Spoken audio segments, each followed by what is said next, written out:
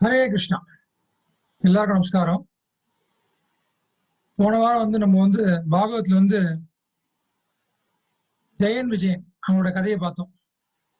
So அவங்க எப்படி பகவானுடைய ஏற்பாட்டுல ஒரு 3 பிறவிகளுக்கு அசுரர்களா பிரிவெடுக்கிறாங்க. ஹிரண்யாக்ஷன், ஹிரண்யகசிப்பு, ராவணன், கும்பகர்ணன், சிசுபாலன், தண்டவக்ரன், இந்த மாதிரி பிரிவுகள் நடக்கிறாங்க. ஸோ அதுல இப்போ நம்ம என்ன பார்க்க போறோம் அப்படின்னா, முதல் பிறவியான ஹிரண்யாக்ஷன், ஹிரண்யகசிப்பு. அது ஹிரண்யாக்ஷனை பத்தி நம்ம பார்க்க போறோம். இந்த ஹிரண்யாக்ஷனை அழிக்கிறதுக்கு பகவான் என்ன அவதாரம் எடுத்தார் அப்படின்னு பாத்தீங்கன்னா, வராக அவதாரம் பகவான் எடுக்கிறார். ஸோ அதை பத்தி நம்ம பார்ப்போம். அதுக்கு முன்னாடி நம்மளோட பிரேயர்ஸ் எல்லாம் சொல்லுவோம். ஓம் நமோ பகவதே வாசுதேவாய. ஓம் நமோ பகவதே வாசுதேவாய. ஓம் நமோ பகவதே வாசுதேவாய. நான் சொல்லும் போது எல்லாரும் திருப்பி சொல்லுங்க. நாராயணம் நமஸ்கிருத்ய நரம் செய்வ நரோத்தமம் தேவீம் சரஸ்வதீம் வியாசம் ததோ ஜயம் உதீரயேத். நஷ்டப்ராயேஷு பத்ரேஷு நித்யம் பாகவத சேவையா பகவதி உத்தம ஸ்லோகே பக்திர் பவதி நைஷ்டிகி. கிருஷ்ணாய வாசுதேவாய தேவகி நந்தனாய ச நந்தகோபகுமாராய கோவிந்தாய நமோ நமக. நம பங்கஜநாபாய நம பங்கஜமாலினே நம பங்கஜநேத்ராய நமஸ்தே பங்கஜாங்கிரயே. ஸ்ரீ கிருஷ்ணா சைதன்ய பிரபு நித்யானந்த ஸ்ரீ அத்வைத கதாதார ஸ்ரீவாசாதி கௌரபக்த விருந்தா. ஹரே கிருஷ்ணா கிருஷ்ணா கிருஷ்ணா ஹரே ஹரே, ஹரே ராமா ராம ராமா ஹரே ஹரே. நம்ம பார்த்த மந்திரங்கள்லாம் பாத்தீங்கன்னா இதெல்லாம் பாகவதத்தில் இருக்கக்கூடிய ஸ்லோகங்கள். ஸோ இதெல்லாம் முக்கியமான ஸ்லோகங்கள். நம்ம பகவத்கீதா படிக்கும்போது முன்னாடி சில ஸ்லோகங்கள்லாம் சொன்னோம். ஸோ அந்த மாதிரி பாகவதம் படிக்கிறதுக்கு முன்னாடி சில ஸ்லோகங்கள்லாம் சொன்னா ரொம்ப நல்லது. இதெல்லாம் வியாசரே எழுதியிருக்காரு. ஸோ இதுக்கெல்லாம் அர்த்தம் அதுல கொடுக்கப்பட்டிருக்கு. இந்த கிளாஸ் முடிச்ச உடனே நான் உங்களுக்கு அந்த நோட்ஸ் அனுப்புவேன், PDF ஃபைல. ஸோ அதுல பார்த்து தெரிஞ்சுக்கோங்க.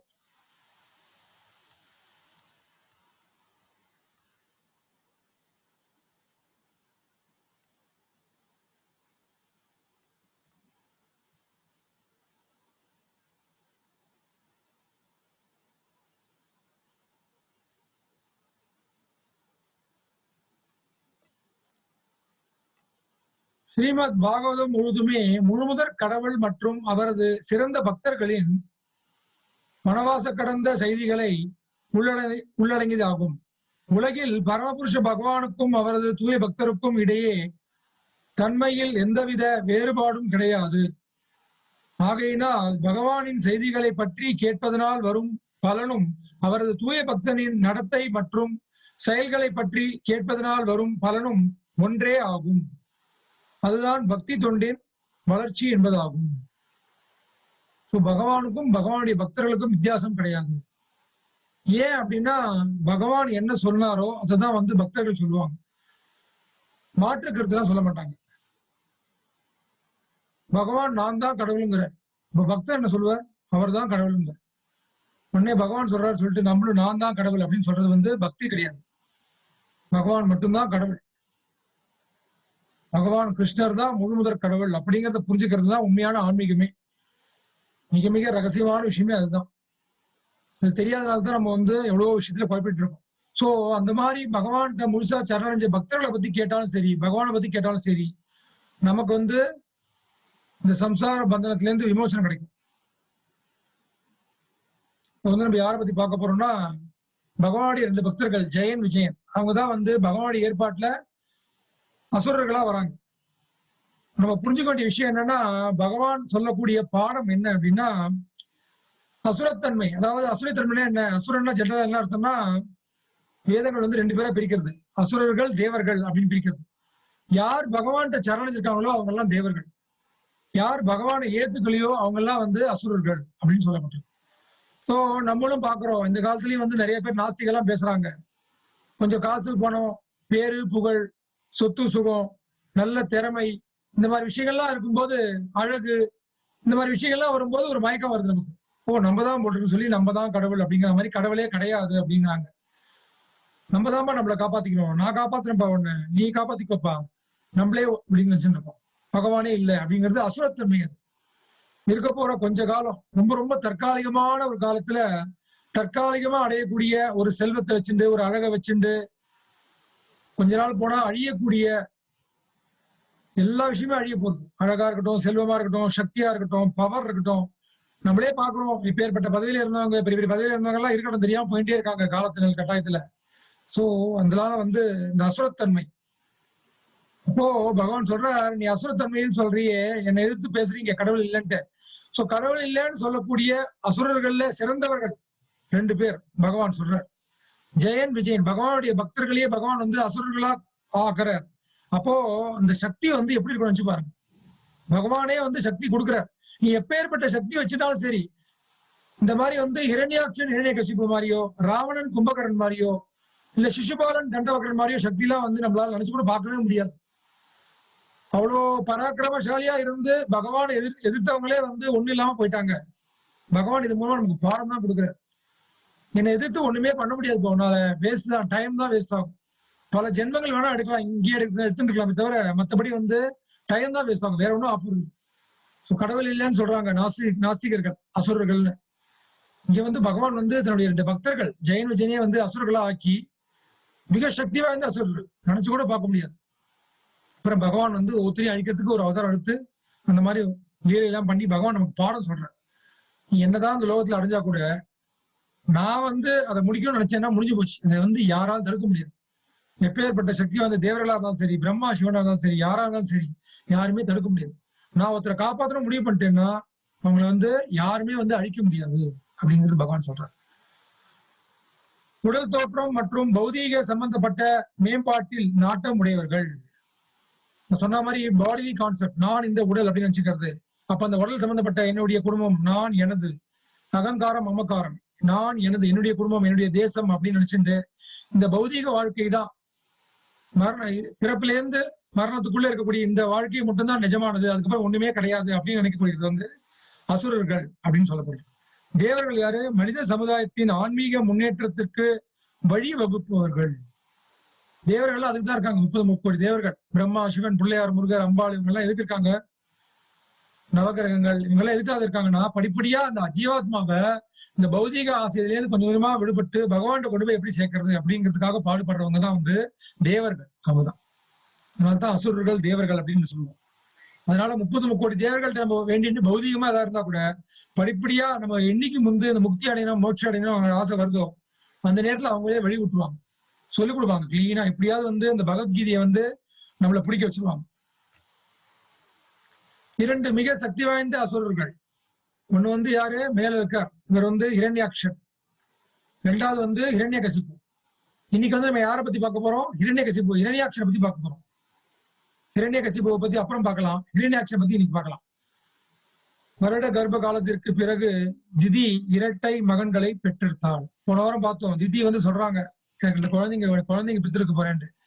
அப்போ கஷ்யப முனிவர் சொல்றார், இந்த நேரம் நல்லா இல்லம்மா, இந்த நேரத்துல வந்து நம்ம இணைஞ்சு குழந்தைய பெற்றோம்னா அந்த குழந்தை வந்து எப்படி வரும்? மிக அசுரத்தன்மையா வரும் அப்படிங்கிற. இவ்வாறு தோன்றிய இந்த 2 அசுரர்கள் ஹிரண்யாக்ஷா மற்றும் ஹிரண்யகசிபு விரைவில் அசாதாரண உடல் அம்சங்களை வெளிப்படுத்த தொடங்கினர். அவர்களின் உடல் அமைப்பு 2 பெரிய மலைகளை போல வளர ஆரம்பித்தன. சோ இந்த மாதிரி அசுரர்கள் நம்ம பார்க்கவே முடியாது. பயங்கரமான அசுரர்கள், உடல் ரீதியாகவும் சரி மன ரீதியாகவும் சரி ரொம்ப ஸ்ட்ராங், பயங்கர பலம். தேவர்கள்லாம் வந்து நடுங்குவாங்களாம். அவங்க வந்து அந்த புருவத்தை அப்படி தூக்கினாங்கன்னா 30 கோடி தேவர்கள் நடுங்குவாங்க, அந்த மாதிரி இருந்தார். ஹிரண்யாக்ஷன் பாத்தீங்கன்னா கடலையே வந்து தடுத்து நிறுத்துவார், கடலையே தாண்டி போறக்கூடியவர், அந்த சமுத்திர ராஜனையே வந்து என்ன சொல்றது, அவரையும் மீறி போகக்கூடியவர் வந்து ஹிரண்யாக்ஷன். 2 மிக சக்தி வாய்ந்த அசுரர்கள். இவ்விரு அசுரர்களின் பிறப்பினால் மேலுலகங்களிலும் பூ உலகிலும் இரு உலகங்களுக்கு இடையிலும் பயம் தரத்தக்க வியக்கத்தக்க அறிகுறிகள் தோன்றின. சோ ஒரு நல்ல ஜீவாத்மா, நல்ல ஆத்மா தோன்ற போறது, நல்ல பக்தர்கள் தோன்ற போகிறாங்க, இல்லைன்னா பகவான் அவதாரம் பண்ண போறாருன்னா அப்போ வந்து எல்லாம் நல்ல அறிகுறிகளா இருக்கும். ஒரு தீய சக்தி வந்து அவதாரம் பண்ண போகுது அப்படின்னா அப்ப வந்து அதோட அறிகுறி வந்து வேற மாதிரி இருக்கும். எல்லாமே பயமா இருக்கும் ரொம்ப. பூமியில் உள்ள மலைகளும் நடுங்கும்படியான நிலநடுக்கம் ஏற்பட்டது. வானின் கண் உள்ள ஒளி தரும் பொருட்கள் எல்லாம் மேக மூட்டங்களால் சூழப்பட்டன. இருள் எல்லா இடங்களிலும் பரவியதால் எந்த பொருளையும் பார்க்க இயலவில்லை. என்னாவது பூகம்பம் வருது ஒரு பக்கம் வந்து ஒரே இருள். சமுத்திரம் தன் பெரிய அலைகளுடன் உரத்த ஓலமிட்டது. அதில் வாழும் உயிரினங்களிடையில் குழப்பம் ஏற்பட்டது. நாய்கள் இங்கும் அங்கும் ஓடி பாடுவது போலவும் அழுவது போலவும் பலவித குரல்களில் தங்கள் கழுத்தை நிமிர்த்தி கொண்டு குறைத்தன. இந்த மாதிரி வந்து ஓலம் மாதிரி வந்து சகுனம்னு சொல்லுவோம் இல்லையா, அந்த மாதிரி வந்து கெட்ட சகுனங்கள் எல்லாமே. அசுரர்கள் வந்து அவதாரம் பண்ண போறாங்கன்னா கெட்ட சகுனம். அதனால்தான் வந்து நம்ம சொல்லுவோம், தீய சக்திகள்லாம் பண்றாங்கன்னா அவங்க சுத்தி வந்து பேட் வைப்ரேஷன் தான் இருக்கும், பயங்கரமா பேட் வைப்ரேஷன் இருக்கும். அதனால்தான் அவங்களெல்லாம் வந்து வாழ்க்கையில தவிர்க்கணும்.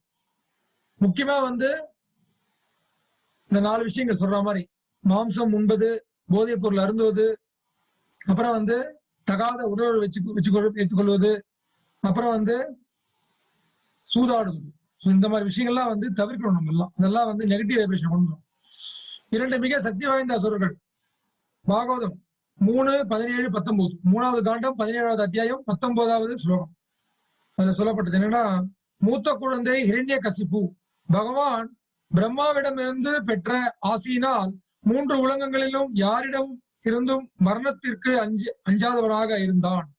தான் பெற்ற ஆசியால் அவன் கர்வமும் செருக்கும் அடைந்து 3 சூரிய மண்டலங்களையும் தன் ஆட்சியின் கீழ் கொண்டு வந்தான்.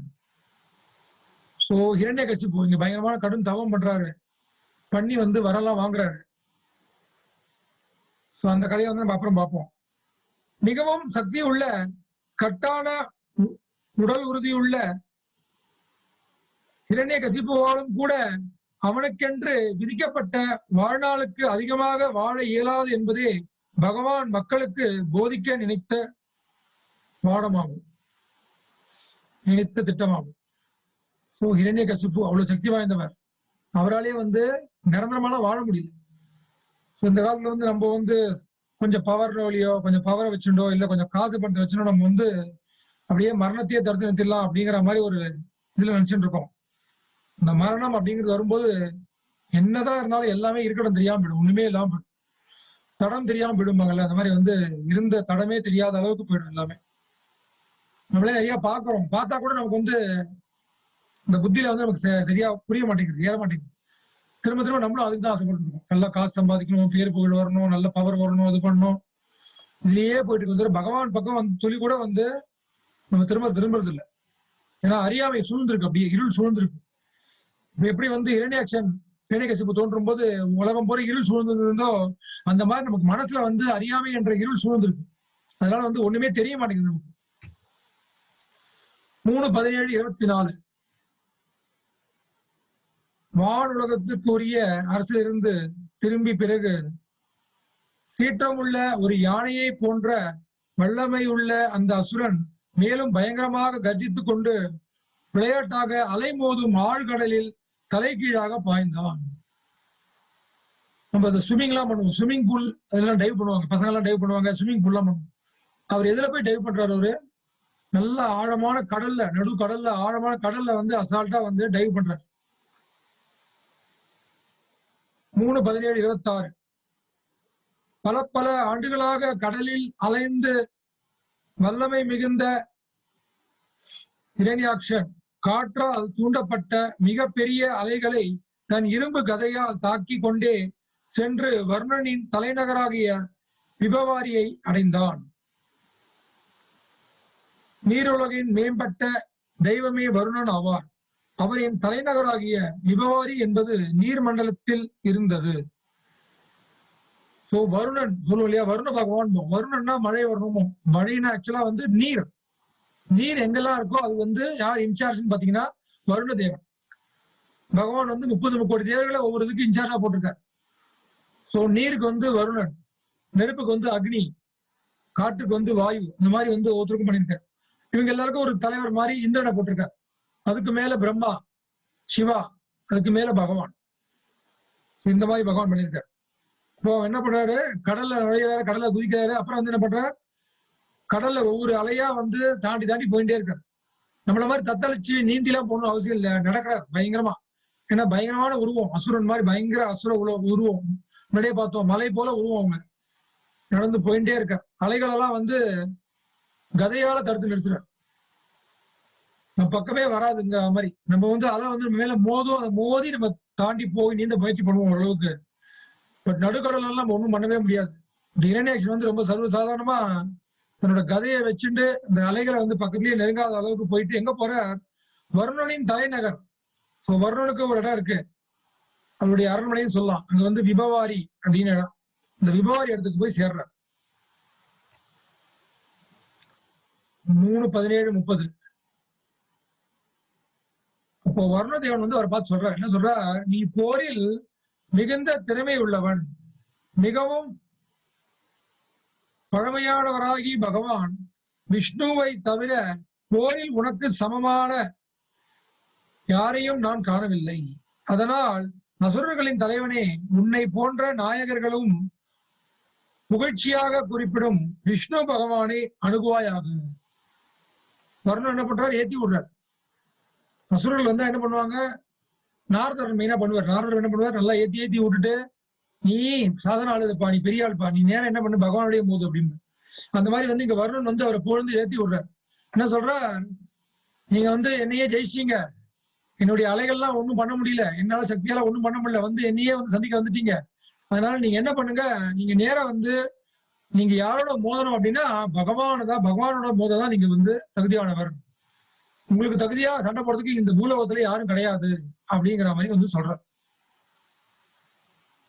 முன்னாடியே பார்த்தோம் போன கிளாஸ்லயே, பகவான் எதுக்கு வந்து ஜெயன் விஜயன் வந்து இந்த மாதிரி பண்றாரு அப்படின்னு பாத்தீங்கன்னா, தன்னுடைய பகவானுக்கு வந்து சண்டை போடணுங்கிற ஆசை வந்துச்சு. சோ பகவான் சண்டை போடணும் ஆசைப்பட்டா பகவான் வந்து போறவங்க வரவங்கள்ட்ட சண்டை போடுவாரன்னு அசால்ட்டா. இந்த சக்தி வாய்ந்தவர்கள் யாரை பண்றது அப்படின்னா, பகவான் எல்லா லீலைகளுமே வந்து சண்டை போடுறதா இருக்கட்டும், இதுவா இருக்கட்டும், எல்லா லீலைகளையும் பகவான் வந்து பக்தர்களோட தான் வச்சுப்போம். பக்தர்களோட மட்டும்தான் பகவானுக்கு வேலை, மற்றவங்களோட பகவானுக்கு வேலை இல்லை. மற்றவங்க எல்லாம் பார்த்துக்கிறதுக்கு தேவர்கள் வச்சிருக்காங்க. பகவான் 30 கோடி தேவர்கள் வச்சிருக்காரு. பிரம்மா படைக்கிற வேலையை பார்த்துப்பார், சிவன் வந்து அடிக்கிற வேலையை பார்த்துப்பார், பகவானே விஷ்ணுவா பிரிஞ்சு காக்கிற வேலையை பார்த்துப்பார். அப்புறம் 30 கோடி தேவர்கள் எல்லாம் இருக்காங்க. பட் பகவான் ஸ்வயமான பகவான் கிருஷ்ணர் என்ன பண்ணுவார், ஸ்வயம் பகவான் வந்து அங்க வந்து கோலோக விருந்தாவனத்துல அந்தந்த பக்தர்களோட வந்து அந்த உறவுல வந்து அன்பை வெளிப்படுத்திட்டு இருப்பார். சக்கிய பாவம், நண்பரா சில பேர் இருப்பாங்க, மாதுரிய பாவம், சில பேர் மனைவிகளா, சில பேர் காதலர்களா, அப்புறம் வாத்சல்ய பாவம், பகவானிய குழந்தையா பாவிக்கக்கூடிய பாவம், யசோதா நந்த மகாராஜ் மாதிரி. சோ இந்த மாதிரி நிலைகளும் தொடர்ந்து போயிட்டே இருக்கும். இந்த பூலோக விஷயம் எல்லாம் பகவான் வந்து தன்னுடைய விரிவங்கம் மூலமா வந்து எல்லாத்தையும் கண்ட்ரோல் பண்ணிப்பார். சோ பகவான் நேரடியா எதுக்கும் வரணுங்கிற அவசியம் கிடையாது. பிரம்மாட்டேந்து 2 பேர் வராங்க. பிரம்மாட்டேந்து நிறைய பேர். பிரம்மா நான் சொன்ன மாதிரி பிரம்மா படைக்கிற தொழில் ஆரம்பிச்சிருக்காரு. சோ படைக்கிறதுக்கு வந்து அவருக்கு வந்து நிறைய அசிஸ்டன்ஸ் எல்லாம் தேவைப்படுது. சோ அசிஸ்டன்ட் எல்லாம் பேர்லாம் பிரஜாபதிகள்னு பேர். சோ அந்த மாதிரி நிறைய பிரஜாபதிகள் உருவாக்குறாரு. நீ இதை பண்ணுப்பா, நீ இதை பண்ணுப்பா, நீ இந்த மாதிரி இதை படைப்பா அப்படின்னு சொல்லிட்டு. அது மாதிரி வந்து ஸ்வயம்பு மனு சதரூபா 2 பேர் வராங்க, ஒரு ஆண் ஒரு பெண். அதுல இருந்தா வந்து இந்த ஆண் பெண் வர்க்கம் அப்படிலாம் வர ஆரம்பிக்கிறது பூலோகத்துல. மனித பிறவி வரத்துக்கு வந்து ஸ்வயம்பு மனு சத்ரூபா, இந்த 2 பேரையும் வச்சு நீங்க வந்து இந்த மனித பிறவிகள்லாம் தோற்றம் கொடுங்க. எந்தெந்த ஜீவாத்மாக்கு என்னென்ன தோற்றம் கொடுக்கணுமோ அந்த மாதிரி அதுக்கேற்ற மாதிரி பகவான் பிரம்மா வந்து இதெல்லாம் பண்றார். அப்ப அந்த ஸ்வயம்பு மனு வந்து சொல்றார், நீங்கள் எல்லா உயிரினங்களுக்கும் தந்தை மற்றும் அவர்கள் வாழ்வாதாரத்தின் ஆதாரமாக இருப்பதால் அவர்கள் அனைவரும் உங்களிடமிருந்து பிறந்தவர்கள். நாங்கள் உங்களுக்கு எவ்வாறு சேவையை செய்யலாம் என்பதை எங்களுக்கு அருள் கூர்ந்து உரைப்பீராக. ஒரு மைந்தனது கடமை தனது வாழ்க்கைக்கு தேவையானவற்றை அளிப்பதற்காக தனது தந்தையை கருதுவது மட்டுமன்று, மாறாக தான் வளர்ந்து பெரியவன் ஆனதும் அவருக்கு சேவை செய்வதும் ஆகும். பிரம்மதேவர் காலந்தொட்டு படைப்பின் விதி இதுவே ஆகும். தனது மைந்தனை நன்கு வளர்ப்பது ஒரு தந்தையின் கடமை ஆகும். வளர்ந்தவுடன் தந்தைக்கு சேவை செய்வது மைந்தனின் கடமையாகும். அந்த மாதிரி பிரம்மா படைக்கிறதுனால பிரம்மா அப்பா. சோ பிரம்மா எங்களை படிச்சு எல்லாம் பண்ணிருக்கீங்க, சக்தி எல்லாம் கொடுத்துருக்கீங்க. சோ இப்ப நான் உங்களுக்கு என்ன பண்ணணும் அப்படின்னு கேக்குறாங்க. சுயம்புவமன் கேக்குறாரு. இதுல கொடுக்கக்கூடிய பாடம் என்னன்னா, தாய் தந்தையர்கள் நம்மளை கஷ்டப்பட்டு வளர்க்குறாங்க. அப்போ நம்ம கடைசி காலத்துல அவங்களை விட்டுறக்கூடாது. கஷ்டம்தான். நமக்குன்னு ஒரு கல்யாண காட்சி ஆச்சு அப்படிங்கிற பொருள் என்ன ஆகுது, நம்ம மனைவிகளுக்கும் அவங்களுக்கும் ஒத்து வராது. எல்லாருக்குமே அம்மா அப்பா தான். இந்த மாதிரி நமக்கும் அந்த மனைவியோட அம்மா அப்பாவோட ஒத்து வருமா, அதுவும் சந்தேகம் தான், டவுட் தான். அவங்க வேற குடும்பத்திலேயே வந்திருக்காங்க, நம்ம வேற குடும்பம், ஆனா ரெண்டா ஒன்னா சேர்க்கப்படுகிறோம். அப்போ என்ன ஆகணும், அட்ஜஸ்ட்மெண்ட். சில சண்டை சச்சரவா இருக்கலாம், செய்யலாம். ஆனா அதுக்காக யாரையுமே விட்டுறக்கூடாது. முக்கியமா வயசானவர்களை விட்டுறக்கூடாது. சின்ன வயசுல நம்மளை பாதுகாத்து கொண்டு வந்திருக்காங்க இல்லையா. ஆனா அதே சமயத்துல முதல்ல ஒரு விஷயம் சொல்றாங்க, பெற்றோர்களும் ரொம்ப பொறுப்பா குழந்தைகளை வளர்க்கணும். இப்ப பொறுப்பா வளர்க்கணும்னா பெற்றோர்கள் என்ன நினைச்சுக்கிறாங்கன்னா, நல்லா காசு பணம் சேர்த்து நல்லா படிக்க வச்சு நல்லா சம்பாத்தியம் பண்ணி கல்யாணம் பண்ணி வச்சா போறோம், அவ்வளவுதான் நினைச்சுக்கிறாங்க. கிடையவே கிடையாது. பொறுப்பான பெற்றோர்கள்னா முக்கியமா ஆன்மீக சிந்தனை உடையவர்களா இருக்கணும். ஆன்மீக விஷயங்களை தெரிஞ்சுக்கணும். ஆன்மீகத்துக்கு பேஸ்மெண்ட் என்ன, பகவத்கீதை. பகவத்கீதை தெரியணும் முதல்ல. ஆன்மீகங்கிற பேர்ல என்னமோ தெரிஞ்சுட்டு இருக்கோம், நிறைய ஸ்லோகங்கள்லாம் படிக்கிறோம், நிறைய இதெல்லாம் படிக்கிறோம். பட் ஆன்மீகத்தோட ஆழம், நான் உடல் அல்ல ஆத்மா, அதை புரிய வைக்கணும். அந்த மாதிரி பொறுப்பா நம்ம பண்ணோம்னா அந்த குழந்தைய நாளைக்கும் அது நல்லபடியா வளர்ந்து நம்மள இது பண்ணும். நம்ம பௌதிகமா வளர்த்துடுறோம், நல்லா மார்க் வாங்கணும், நல்லா படிக்கணும், காசு பணம் சம்பாதிக்கணும், எல்லாம் பண்ணணும், கல்யாணம் பண்ணிக்கோ எல்லாம் பண்ணிக்கொண்டு. அப்ப என்ன அர்த்தம், வயசானே ஓகே தான் வாழ்க்கைன்னு புரிஞ்சுட்டு அவனுக்கும். ஓகே காசு தான்ப்பா வாழ்க்கை அப்படின்னு சொல்லிட்டு அவன் டாட்டா காட்டு பை காட்டு போயிடலாம் பசங்க. கலியுகம் போக போக இது நிறைய ஆயிட்டு இருக்கு. முன்னாடிலாம் அந்த காலத்துல முக்கால்வாசி பேர் அம்மா அப்பா பாத்துப்பாங்க, சில பேர் அம்மா அப்பா விட்டுருவாங்க. பட் கலியுகம் போக போக என்ன ஆகுதுன்னா மாறுறது, ப்ரொபோஷன் மாறுறது. அப்படியே அம்மா அப்பாவை விடக்கூடிய பிள்ளைகள் தான் நிறைய பேர் இருக்காங்க. அம்மா அப்பாவை பத்திரமா பாத்துக்கக்கூடியவங்க ரொம்ப கம்மியா இருக்காங்க. சில பேரை மட்டும் தான் பொறுப்பா அம்மா அப்பா பாத்துக்கிறாங்க. பல பேர் அம்மா அப்பா விட்டுடுறாங்க. அந்த மாதிரி ஆயிடுச்சுன்னு வச்சுக்கோங்களேன். அப்ப என்ன ஆகும், நானே எங்க அம்மா அப்பா விட்டுட்டேன், அப்ப அடுத்த ஜென்ரேஷன் என்ன ஆகும், ஒண்ணுமே பண்ண முடியாது. நம்மள கவனிக்கவே மாட்டாங்க. நம்ம பசங்க நம்மள கவனிக்கவே மாட்டாங்க. நம்ம எப்படி அம்மா அப்பா கவனிக்கலையோ அப்புறம் நம்ம பசங்க ஒண்டி நம்மள கவனிக்கணும்னு எதிர்பார்க்க முடியும். பெரிய பெரிய இடிலாம் விழும் நமக்கு. பசங்க மூலமாவே நமக்கு பெரிய இடிலாம் விழும் லைஃப்ல. அதுக்கப்புறம் அப்படி அப்படியே போக போக என்ன ஆகும், சந்ததி போக போக போக ரொம்ப சீரழிஞ்சு போயிடும். கலாச்சார சீர்கேடு, இந்த மாதிரிதான் ஒவ்வொரு விஷயமும் சீர்கேட்டு போயிட்டே இருக்கு. நம்ம என்ன பண்றோமோ அதுதான் நமக்கு வரப்போகுது. இதுதான் கர்மாவோட இயல்பு, சொல்லியாச்சு முன்னாடியே. அதே மாதிரிதான் இதுவும் அம்மா அப்பா பாத்துக்கிறது சரி. அதே மாதிரி அம்மா அப்பாவும் ஒழுங்கா பசங்களை வளர்க்கணும். பௌதிகமா எல்லாம் பாத்துக்கிற மாதிரி ஆன்மீகத்தையும் சொல்லித்தரணும். அப்ப அதுக்கு அம்மா அப்பாவுக்கு அந்த ஞானம் போகணும். இதுவும் முக்கியம்தான், அதுதான் வாழ்க்கையை சொல்லி கொடுக்கூடாது பசங்களுக்கு. வெறும் புலனின்பம் மட்டும்தான் வாழ்க்கை அப்படின்னா என்ன ஆகும், அதுதான் வாழ்க்கைன்னு போயிடுவாங்க. பகவான் வராகரின் தோற்றம்.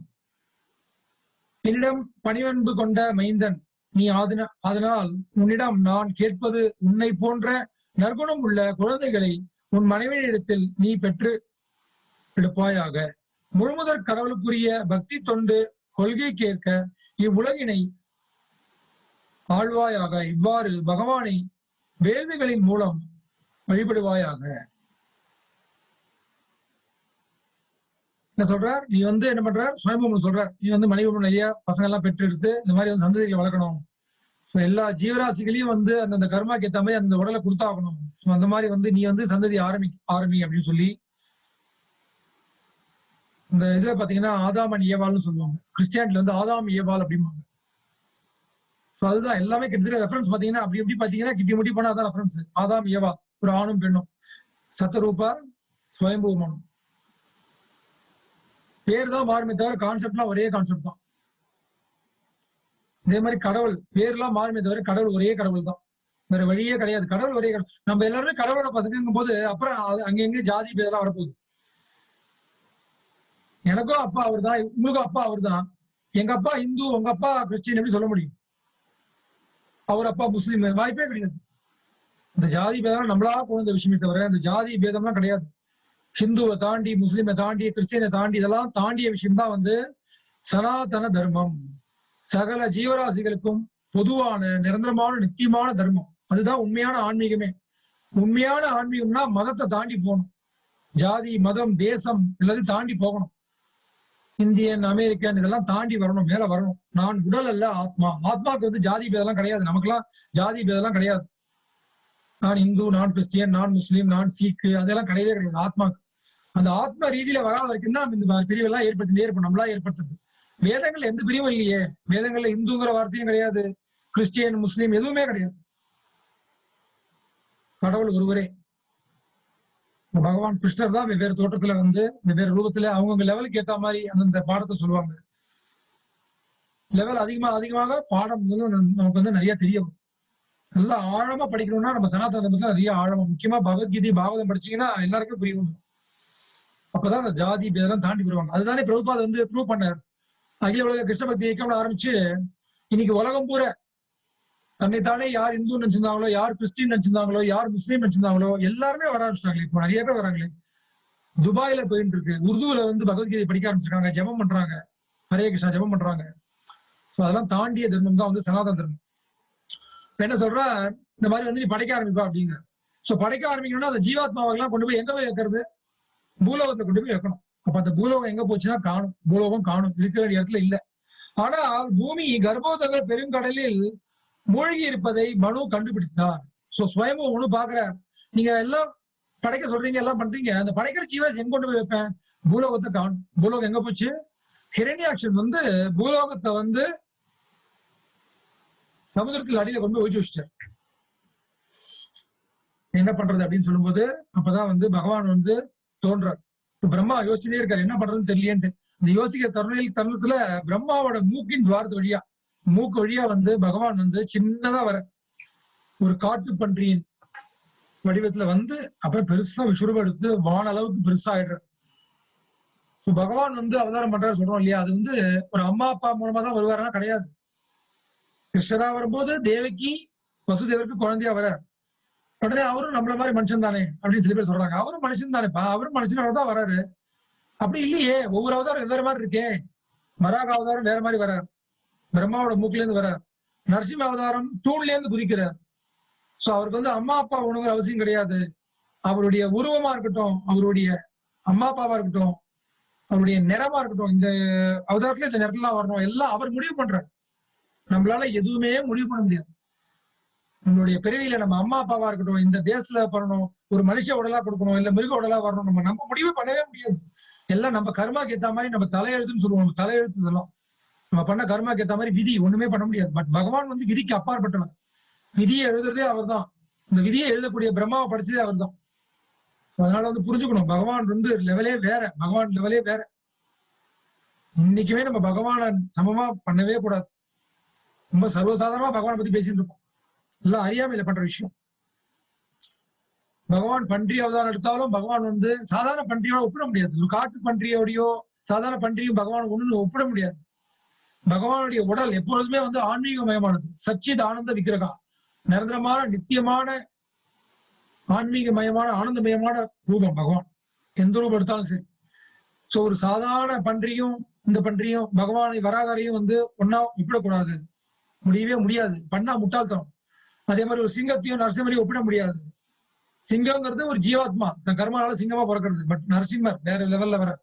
அதே மாதிரி பகவான் வந்து மனித ரூபத்துல வரும்போது பகவானுடைய ஸ்வய ரூபம் கிருஷ்ணஸ்து பகவான் ஸ்வயம். பகவானுடைய உண்மையான ரூபம் என்ன?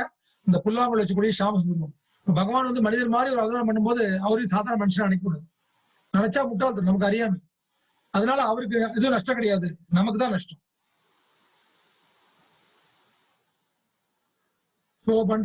பன்றி அவதாரம், காட்டு பன்றியின் அவதாரம், வராக அவதாரம். பகவான் வந்து பிரம்மகுரிய வர திடீரென்று அவரது நாசி துவாரத்தில் இருந்து பூமி நீருக்கடியில் இருப்பதை கண்ட பிரம்மா தேவர் அதனை எவ்வாறு வெளியே எடுக்கலாம் என்று நீண்ட நேரம் சிந்தித்தார்.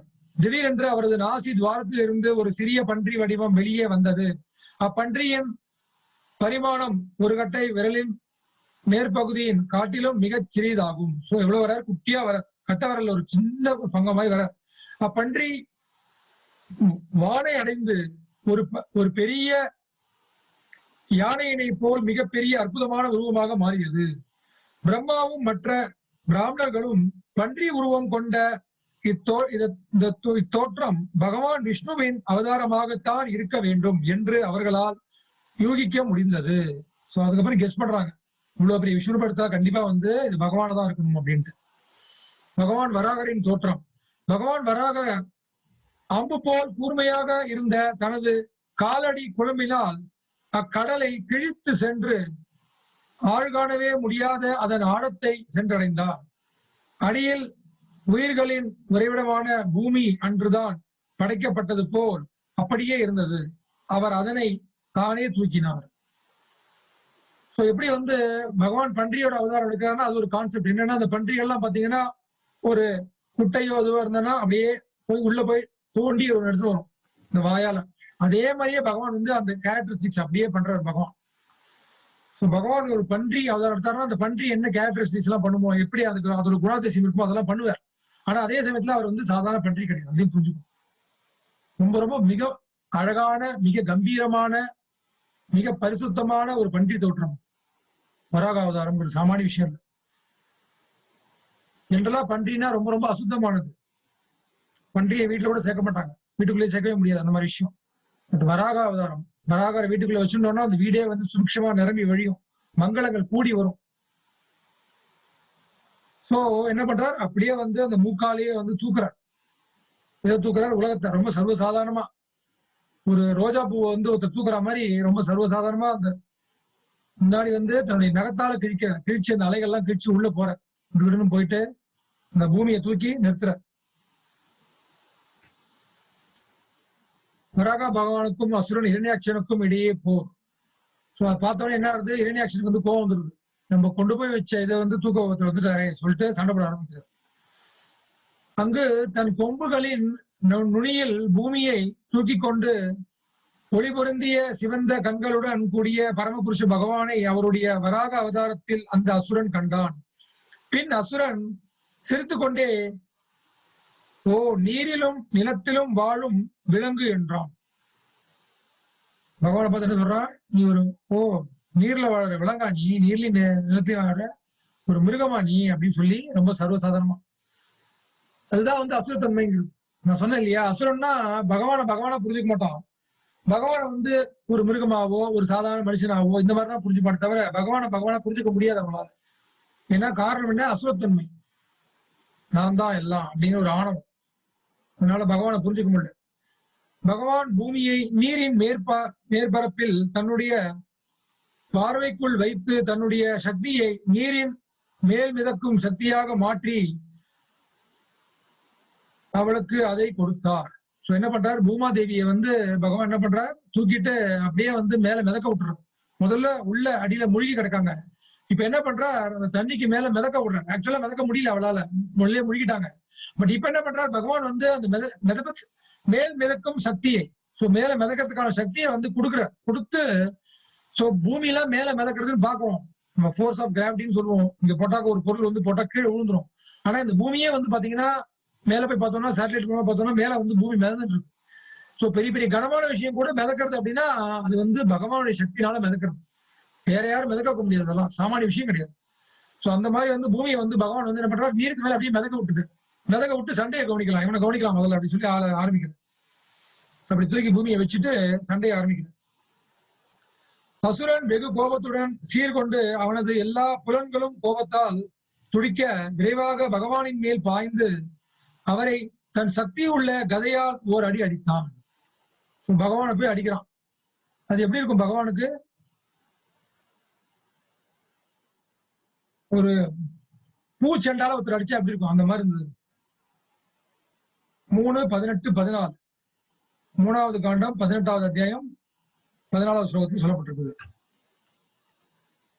பிரம்மாவின் மூக்கு துளையிலிருந்து பிறந்த பகவான் அவரின் முன்னால் பயமின்றி வீராப்பாக நடந்த அசுரனாகிய இரண்யாட்சனின் முகவாய் கட்டையை நோக்கி தன் கதாயுதத்தால் குறிவைத்தார்.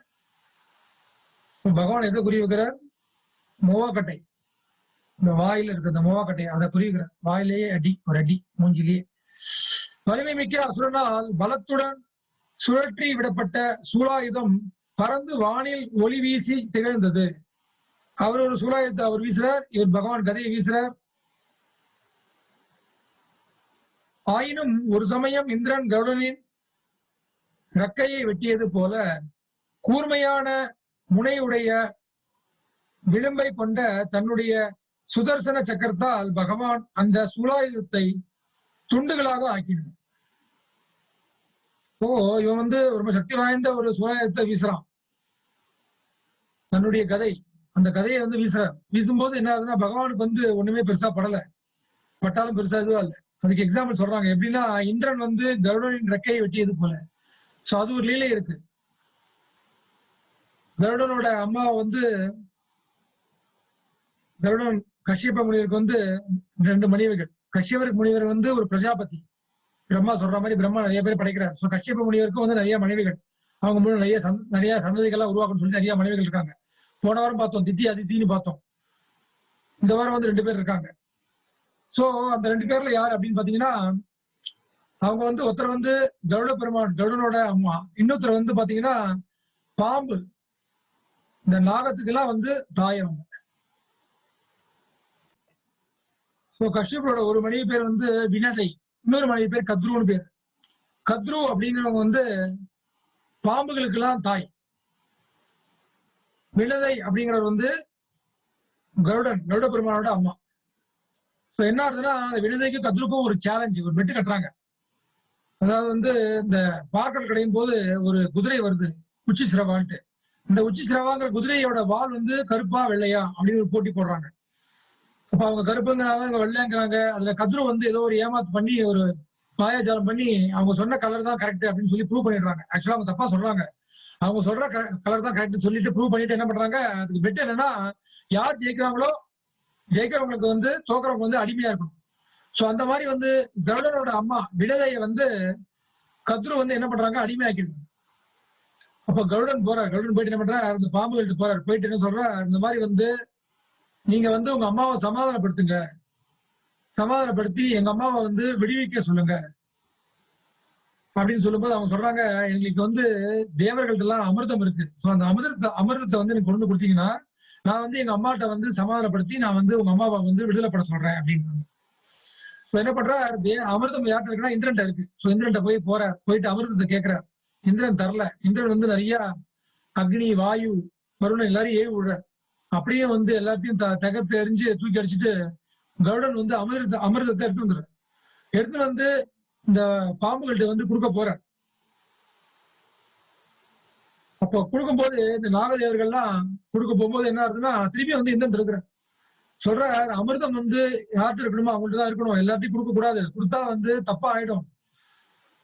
அவங்க எல்லாம் வந்து அசுரர் கூட்டத்தின் தலைவர்கள். சோ அந்த மாதிரி வந்து அவங்களா இருக்கும்போது அவங்களுக்கு எல்லாம் அமிர்தம் கிடைக்க கூடாதுங்கிற. ஆனா வந்து இவருக்கு வேற வழி இல்ல, அவங்க அம்மாவை காப்பாத்தி ஆகணும், அதுக்காக வந்து அமிர்தத்தை கொடுக்க போறாரு. அப்ப சண்டை நடக்கும்போது இந்திரன் வந்து தன்னுடைய வஜ்ராயுதத்தை யூஸ் பண்றான். வஜ்ராயுதம் அப்படின்னா என்னது, மின்னல் மாதிரி கரண்ட், எலக்ட்ரிக் கரண்ட் வரும். ஒவ்வொருத்தர் வெப்பன்ல இருந்து ஒவ்வொரு சக்தி இருக்கும். ஒரு ஆயுதம் வந்து வெட்டலாம், குத்தலாம், எல்லாம் பண்ணலாம். பட் இந்திரனோட ஆயுதத்துல என்ன வரும்னா கரண்ட் வரும். அதுதான் நம்ம பாக்குறோம், இடி மின்னல்லாம் பாக்குறோம். வஜ்ராயுதம், இந்த வஜ்ராயுதத்தை வச்சு கருடனை வந்து வெட்ட பாக்குறேன். கருடனோட ரெக்கையை வெட்ட கொடுக்காத அப்படின்னு சொல்லிட்டு வெட்ட போறாரு. அப்ப என்ன ஆகுதுன்னா, அது வந்து பெருசா பாதிக்கப்படல. இந்த வஜ்ராயுதம்லாம் வந்து கருடனை ஒண்ணும் பண்ண முடியல. கருடனோட ரெக்கை வந்து வெட்டப்படல. ரெக்கையில வந்து ஒரு இறகு, சின்ன இறகுண்டு இல்ல, ஸ்லைட்டா அப்படி படுறது. சோ அந்த மாதிரி வந்து அதுதான் இங்க கம்பேர் பண்றாங்க. ஒரு சமயம் இந்திரன் கருடனை ரெக்கையை வெட்டியது போல. பெருசா எஃபெக்ட்லாம் ஒண்ணும் வரல. அதே மாதிரி வந்து இங்க வந்து இரண்டு ஆக்ஷன் வந்து கதையை வச்சு வீசுறாரு. ஒன்னும் பெரிய எஃபெக்டே இல்ல. வராகருக்கு வந்து ஒரு பெரிய பாதிப்பே ஏற்படும். அதுக்கப்புறம் வந்து கருடன் சொல்றாரு, நீங்க சொல்றதும் கரெக்ட் தான், ஆனாலும் வந்து நான் எங்க அம்மாவை காப்பாத்தி ஆகணும், அதனால நான் வந்து அமிர்தத்தை வந்து கொடுக்குற மாதிரி கொடுத்துடுறேன். 2 பேருமே புரிஞ்சுக்கிறாங்க. இந்திரனும் புரிஞ்சுக்கிறாரு, அவர் நிலைமை அந்த மாதிரி இருக்கு, அவங்க அம்மாவை காப்பாத்தி ஆகணும்ட்டு. கருடனும் புரிஞ்சுக்கிறாரு, இந்திரன் சொல்றது நியாயம் தான், ஆனா என்ன பண்றதுன்னு சரின்னு சொல்லிட்டு சொல்றாங்க, அமிர்தத்தை வந்து கொடுக்குற மாதிரி கொடுத்துடுறேன் இந்த நாகதேவர்களுக்கு எல்லாம், நீங்க வந்து அப்புறம் வந்து அவங்களை ஏமாத்தி எடுத்துக்கலாம்னு சொல்லிட்டு கொடுக்குறாரு. கொடுத்துட்டு என்ன பண்றாரு, நீங்க எல்லாம் போய் குளிச்சுட்டு வாங்க, குளிச்சு வந்து அதுக்கப்புறம் தான் வந்து நீங்க அமிர்தத்தை எடுக்கணும்னு சொல்லிட்டு அமிர்தத்தை கொடுத்துட்டு போயிடுறாரு. கொடுத்த உடனே என்ன பண்றாங்க, அவங்க அம்மாவை வந்து விடுவிச்சிடுறாங்க. கத்ரு வந்து வினிதை அந்த கருட பெருமானோட அம்மாவை வந்து விடுவிச்சிடுறாங்க. அதுக்கப்புறம் என்ன பண்றாரு, அவங்க குளிக்க போகும்போது இந்திரன் வந்து அந்த அமிர்தத்தை எடுத்துருது.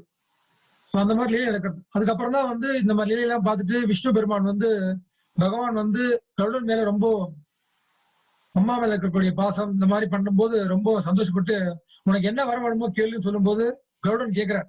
எனக்கு 2 வரம் வேணும். ஒண்ணு நான் நித்தியமா இருக்கணும், நிரந்தரமா இருக்கணும். இந்த உடலை விட்டு போவே கூடாது. நான் இப்படியே இருக்கணும், கருடனாவே இருக்கணும்.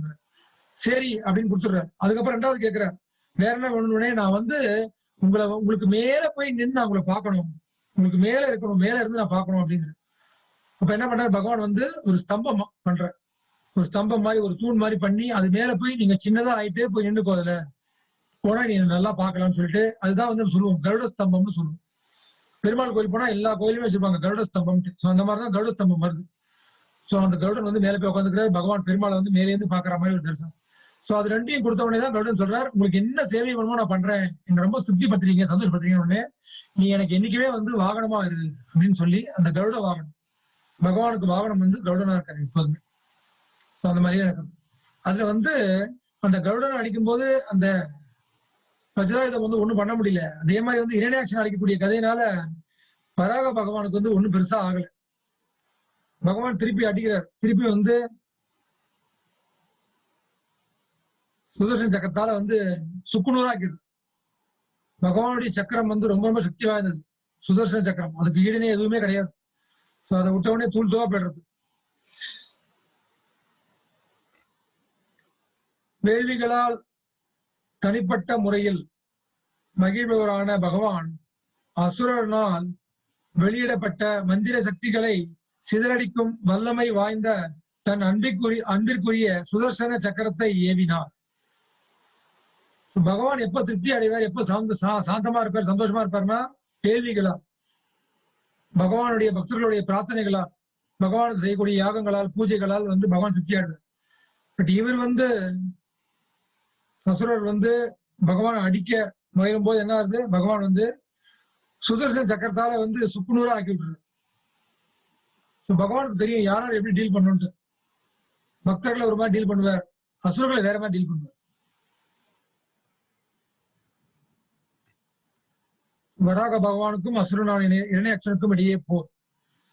பாகவதம் 3:19-24. அசுரன் அவனுடைய மந்திர சக்திகள் எல்லாம் சிதறடிக்கப்பட்டதை பார்த்த பொழுது அவன் மீண்டும் கேசவனாகிய பரமபுருஷ பகவானுக்கு முன்னால் வந்தான்.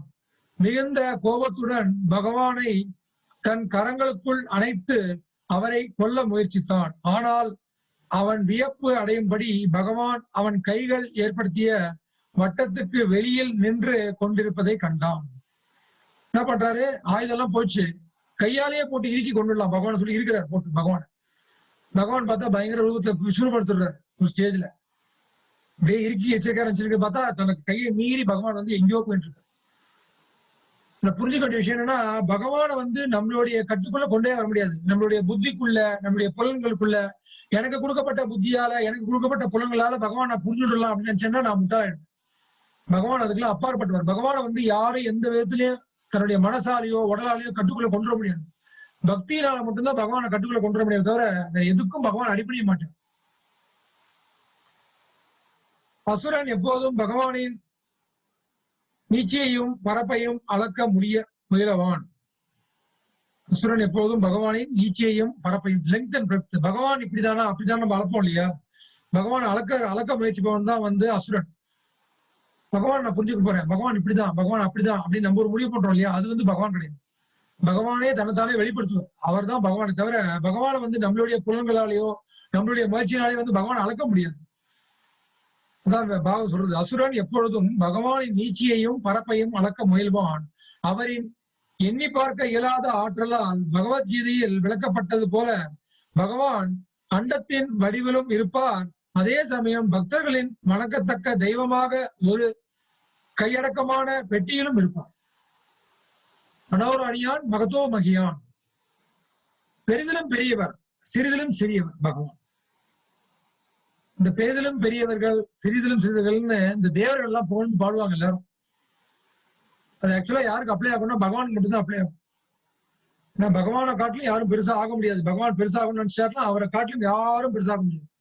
பகவான் சின்னதா ஆகணும்னு நினைச்சாருன்னா அவரை காட்டிலும் சின்னதை யாரும் ஆகவே முடியாது. அணுவிலும் சின்னதாயிடுது பகவான். அதுதான் பகவான் பேர், பரமாத்மான் பேர். இந்த மாதிரி அணுவா எல்லாத்தையும் ஒரு அணுவிலையும் பகவான் இருக்கார். பகவான் கேசவன் அல்லது பரமபுருஷ பகவான் ஆகிய கிருஷ்ணர் நமது கணிப்பின் அளவுக்கு கட்டுப்படாதவர். அவரால் பக்தர்களிடத்தில் எந்த பொருந்தமான வடிவிலும் இருக்க முடியும். ஆயினும் அவர் எத்தனை தீய செயல்களாலும் அணுக இயலாதவர். பகவான சொல்ற மாதிரி பக்தியால மட்டும்தான் பிடிக்க முடியுமே தவிர வேற இந்த மாதிரி நாஸ்திகம் பேசிட்டு இது பண்ணிட்டுனா ஒன்றும் பண்ண முடியாது. பகவான் இல்லைன்னு சொல்லிட்டு இருக்கும்.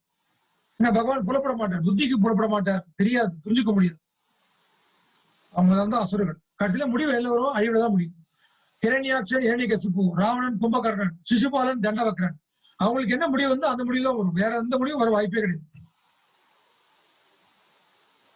இந்த பூலோகத்துல இப்ப நாஸ்திகம் பேசுறவங்க எல்லாம் சின்ன சின்ன அசுரர்கள், ரொம்ப குட்டி குட்டி அசுரர்கள், ஒண்ணுமே கிடையாது பகவானை கம்பேர் பண்ணா.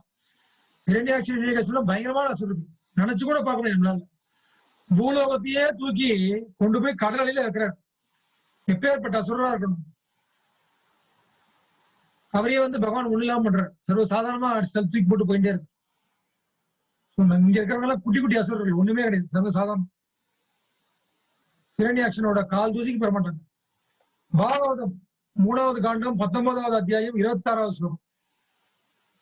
எல்லாவற்றையும் வெல்பவராகிய பகவானால் மோசமாக தாக்கப்பட்ட அசுரனின் உடல் உருள தொடங்கியது. அவனுடைய விழி பள்ளத்திலிருந்து பிதுங்கி வெளியில் வந்தன.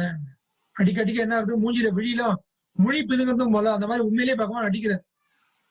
இந்த மொழி பிதுங்கிறது, குடலை கழிச்சு மாலையா போட்டுக்கிறது எல்லாம் சொல்லுவோம் இல்லையா? டைலாக் நம்ம சொல்லுவோம். பட் உண்மையிலேயே நடந்த விஷயம் எங்கன்னா பகவான் தான் பண்ணி காட்டுறார். ஹிரண்யகசிப்பு கதையில பாத்தீங்கன்னா அவர் குடலை கழிச்சு மாலையா போட்டுக்கிறார்.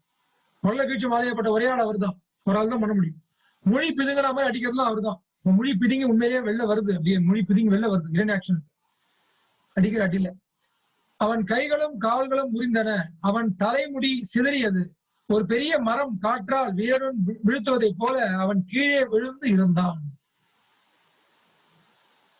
இந்த கலியுகத்துல நமக்கு கிடைக்கக்கூடிய பணம், காசு, பேரு, புகழ் இதெல்லாம் வந்து நம்மள வந்து ஒரு வலிமையான அசுரன் மாதிரி தூக்கி தூக்கி காட்டும். அந்த நேரத்துல நமக்கு தோணும், ஓ நம்ம தான் போல் இருக்கு எல்லான்ட்டு. அப்புறம் அப்படியே சுருண்டு விழ வேண்டியதான் கடைசியில. நான் தான் எல்லாரையும் காப்பாத்திட்டு இருக்கேன், நான் தான் எல்லாரையும் சோறு போடுறேன், இதெல்லாம் நினைச்சு போனோம். ஒன்னும் பண்ண முடியாது. எல்லாருக்கும் பகவான் தான் படி எழுந்துட்டு இருக்காரு. நம்மள ஒரு கருவியா செயல்பட வைக்கிற, கொஞ்ச நாளைக்கு கருவியா வச்சிருக்க. சரிப்பா உன் மூலமா சில பேர் பசி ஆறட்டும்ட்டு, அதுக்காக நான் தான் எல்லாரும் பசியும் ஆத்துறேன் அப்படின்னா பிரயோஜனம் கிடையாது. என்னால என் பசியே ஆத்திக்க முடியாது. நம்ம பாக்குறோம் எத்தனையோ கோட்டீஸ்வரர்கள் சமயத்துல எங்கெங்கயோ மாட்டிக்கிட்டு சாப்பாடு கூட இல்லாம இறந்து போற கேஸ் எல்லாம் பார்த்துருக்கணும். பிளேன் கிராஷ்ல மாட்டிக்கிறாங்க, பிளேன் கிராஷ்ல மாட்டி போய் இறந்து போறாங்க சில பேர் உயிரோட கூட மாட்டிக்கிறாங்க, மாட்டிட்டு சோறு தண்ணி இல்லாம சாவறாங்க, எவ்வளவோ பார்த்திருப்போம். அந்த மாதிரி என்னென்னமோ தருணங்கள். ஐசியூல தன்னந்தனியா அனாதையா சாகுறாங்க எத்தனையோ கோட்டீஸ்வரர்கள், எத்தனையோ சக்தி வாய்ந்தவர்கள், நல்ல செல்வா கூட வாழ்ந்திருப்பாங்க. கடைசி நேரத்துல ஐசியூல அனாதை போன மாதிரி சாவாங்க. உற்றார் உறவினர் பக்கத்துல யாரும் இருக்க மாட்டாங்க, மூச்சு தண்ணியே சாவாங்க. இந்த மாதிரி வந்து முடிவெல்லாம் இப்படிதான் இருக்கும். அசுரத்தன்மையோட முடிவு இதுதான். ஹிரண்யாக்ஷன் உட்பட எந்த சக்தி வாய்ந்த அசுரனையும் கொல்ல பகவானுக்கு ஒரு வினாடி நேரம் கூட ஆகாது. பகவான் அவனை வெகு நேரத்திற்கு முன்பே கொன்றிருக்க முடியும். ஆனால் அவர் அசுரன் தன் மந்திர சக்தியை முழுமையாக காட்ட அனுமதித்தார். இதெல்லாம் புரிஞ்சுக்கணும். பகவான் வந்து ஒருத்தர் விட்டு இருக்காருன்னா, என்னப்பா இவ்வளவு ஆட்டம் போடுறான் கம்முன்னு இருக்காரு பகவான்னா விட போனா பார்ப்போம், எத்தனை நாளைக்கு ஆட்டம் போடுறான்னு பார்ப்போம். அவன் புண்ணியம் பண்ணிருக்கான், புண்ணியம் கரையணும், புண்ணியம் கரைக்கும் பகவான் வெயிட் பண்றான். கரைஞ்ச உடனே எல்லாம் அடிவாங்க, கண்ணாமனா அடிவாங்க. அதனால வந்து நம்ம கெடுதல்லாம் பண்ணிவிட்டு சந்தோஷமா இருக்கவே முடியும் நினைச்சே பார்க்க கூடாது. அவனும் கெடுதல் பண்றானே, நானும் கெடுதல் பண்றோம், பண்ண வேணாம். நம்ம ஒழுங்கா இருக்கோமா, ஒழுங்கா இருந்து போயிடும். கெடுதலா இருக்கிறவன் வந்து திருந்தலாம், பட் திருந்த ஒழுங்கா இருக்கிறவன் வந்து கெட்டு போகவே கூடாது. ஸோ அதனால வந்து என்னைக்குமே பண்ணதுக்கு வந்து அனுப்பிச்சே ஆகும், அதுல சந்தேகமே வேண்டாம். மனுஷன் துன்புறுத்தலும் சரி, மிருகத்தை துன்புறுத்தலும் சரி, சரிப்பா மனுஷன் துன்புறுத்தல ஆனா அப்பப்போ அசைவெல்லாம் சாப்பிடுறேன் அப்படின்னா அதுவும் தப்புதான்.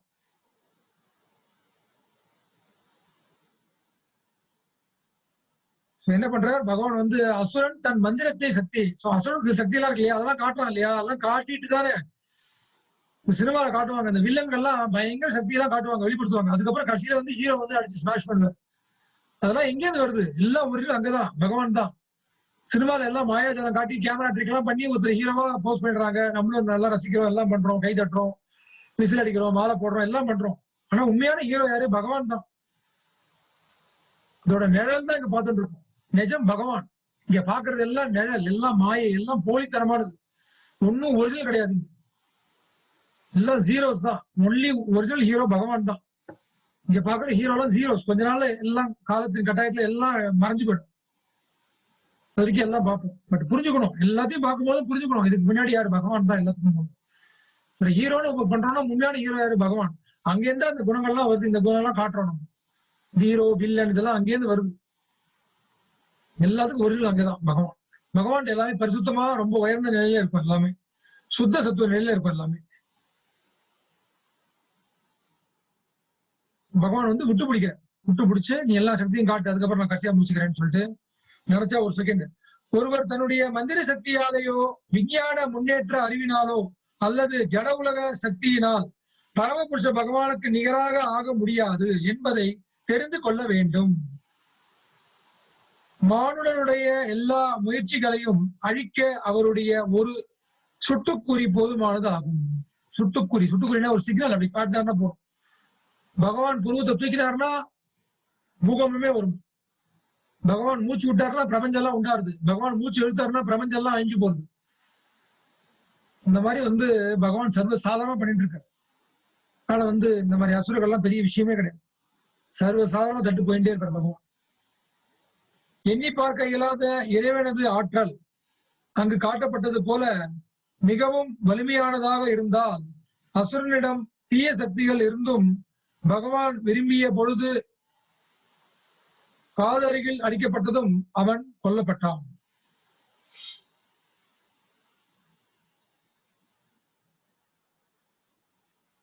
முதல்ல பாக்குறதுக்கு ஹிரண்யாக்ஷன் வந்து ரொம்ப சக்தி வாய்ந்த மாதிரி தெரிகிறாரு. ஆனா கடைசியில என்ன ஆகுது? கடைசியில ஒண்ணுமே இல்லை. பகவான் நினைச்ச நேரத்துல முடிச்சிருவான். சோ அதுக்கு மேல வந்து ஒருத்தர் உயிர் வாழணும் வாழ முடியாது. நிறைய காசு பணம் எல்லாம் வச்சிருக்கேன், நான் நிறைய நாள் வாழ போறேன் அப்படின்னு நினைச்சா கூட அதனால வாழ முடியாது. பகவானுடைய கருணை, பகவானுடைய அனுகிரகம் இருந்தா மட்டும்தான் எல்லாமே நடக்கும். அதனால்தான் அந்த மனுஷ பிறவியை ரொம்ப அழகா யூஸ் பண்ணிக்கணும். கரெக்டா புரிஞ்சுட்டு பகவான் சிந்தனையை கொண்டு வரணும். தேவர்கள்லாம் தாண்டி வரணும். தேவர்கள் சிந்தனையிலேயே முழுக கூடாது. தேவர்கள்லாம் தாண்டி வந்து பகவான்கிட்ட வந்து முழுசா கிருஷ்ணா நீதான்பா எல்லாம். அதுக்குதான் என்ன பண்ணணும்? அந்த மாதிரி வரணும்னா என்ன பண்ணணும்? நமக்கு நம்பிக்கை வரணும் பகவான் மேல. இப்போ எனக்கு வந்து நான் எல்லாரையும் விட்டுட்டு ஒருத்தட்ட வரேன் அப்படின்னா எனக்கு அவர் மேல நம்பிக்கை வரணும். இவங்களெல்லாம் விட்டா கூட எனக்கு ஒண்ணும் ஆகாது அப்படிங்கிற நம்பிக்கை வரணும். இந்த நம்பிக்கை வரணும் என்ன பண்ணணும்? அவருக்கு தெரிஞ்சுக்கணும். அப்ப யார் அவரு? அவர்கிட்ட போய் சரணடையத்துக்கு எதுக்கு சரணடையணும்? அவர் என்ன அப்பேற்பட்டவர் அப்படிங்கிறத புரிஞ்சுக்கணும். அதுக்குதான் அந்த பகவத்கீதை பாகவதம் கொடுக்கப்பட்டிருக்கு. இதெல்லாம் படிச்சா மட்டும்தான் படிப்படியா நம்பிக்கை வரும் நமக்கு. அப்புறம் தான் புரிய வரும். ஓகே, எல்லாரையும் விட்டுடலாம், பரவாயில்ல. தேவர்கள் எல்லாமே ரொம்ப சந்தோஷப்படுறாங்க. பகவான்கிட்ட சரணடைஞ்சா தேவர்கள்லாம் சந்தோஷப்படுறாங்க அப்படிங்கிறது புரிய வரும்.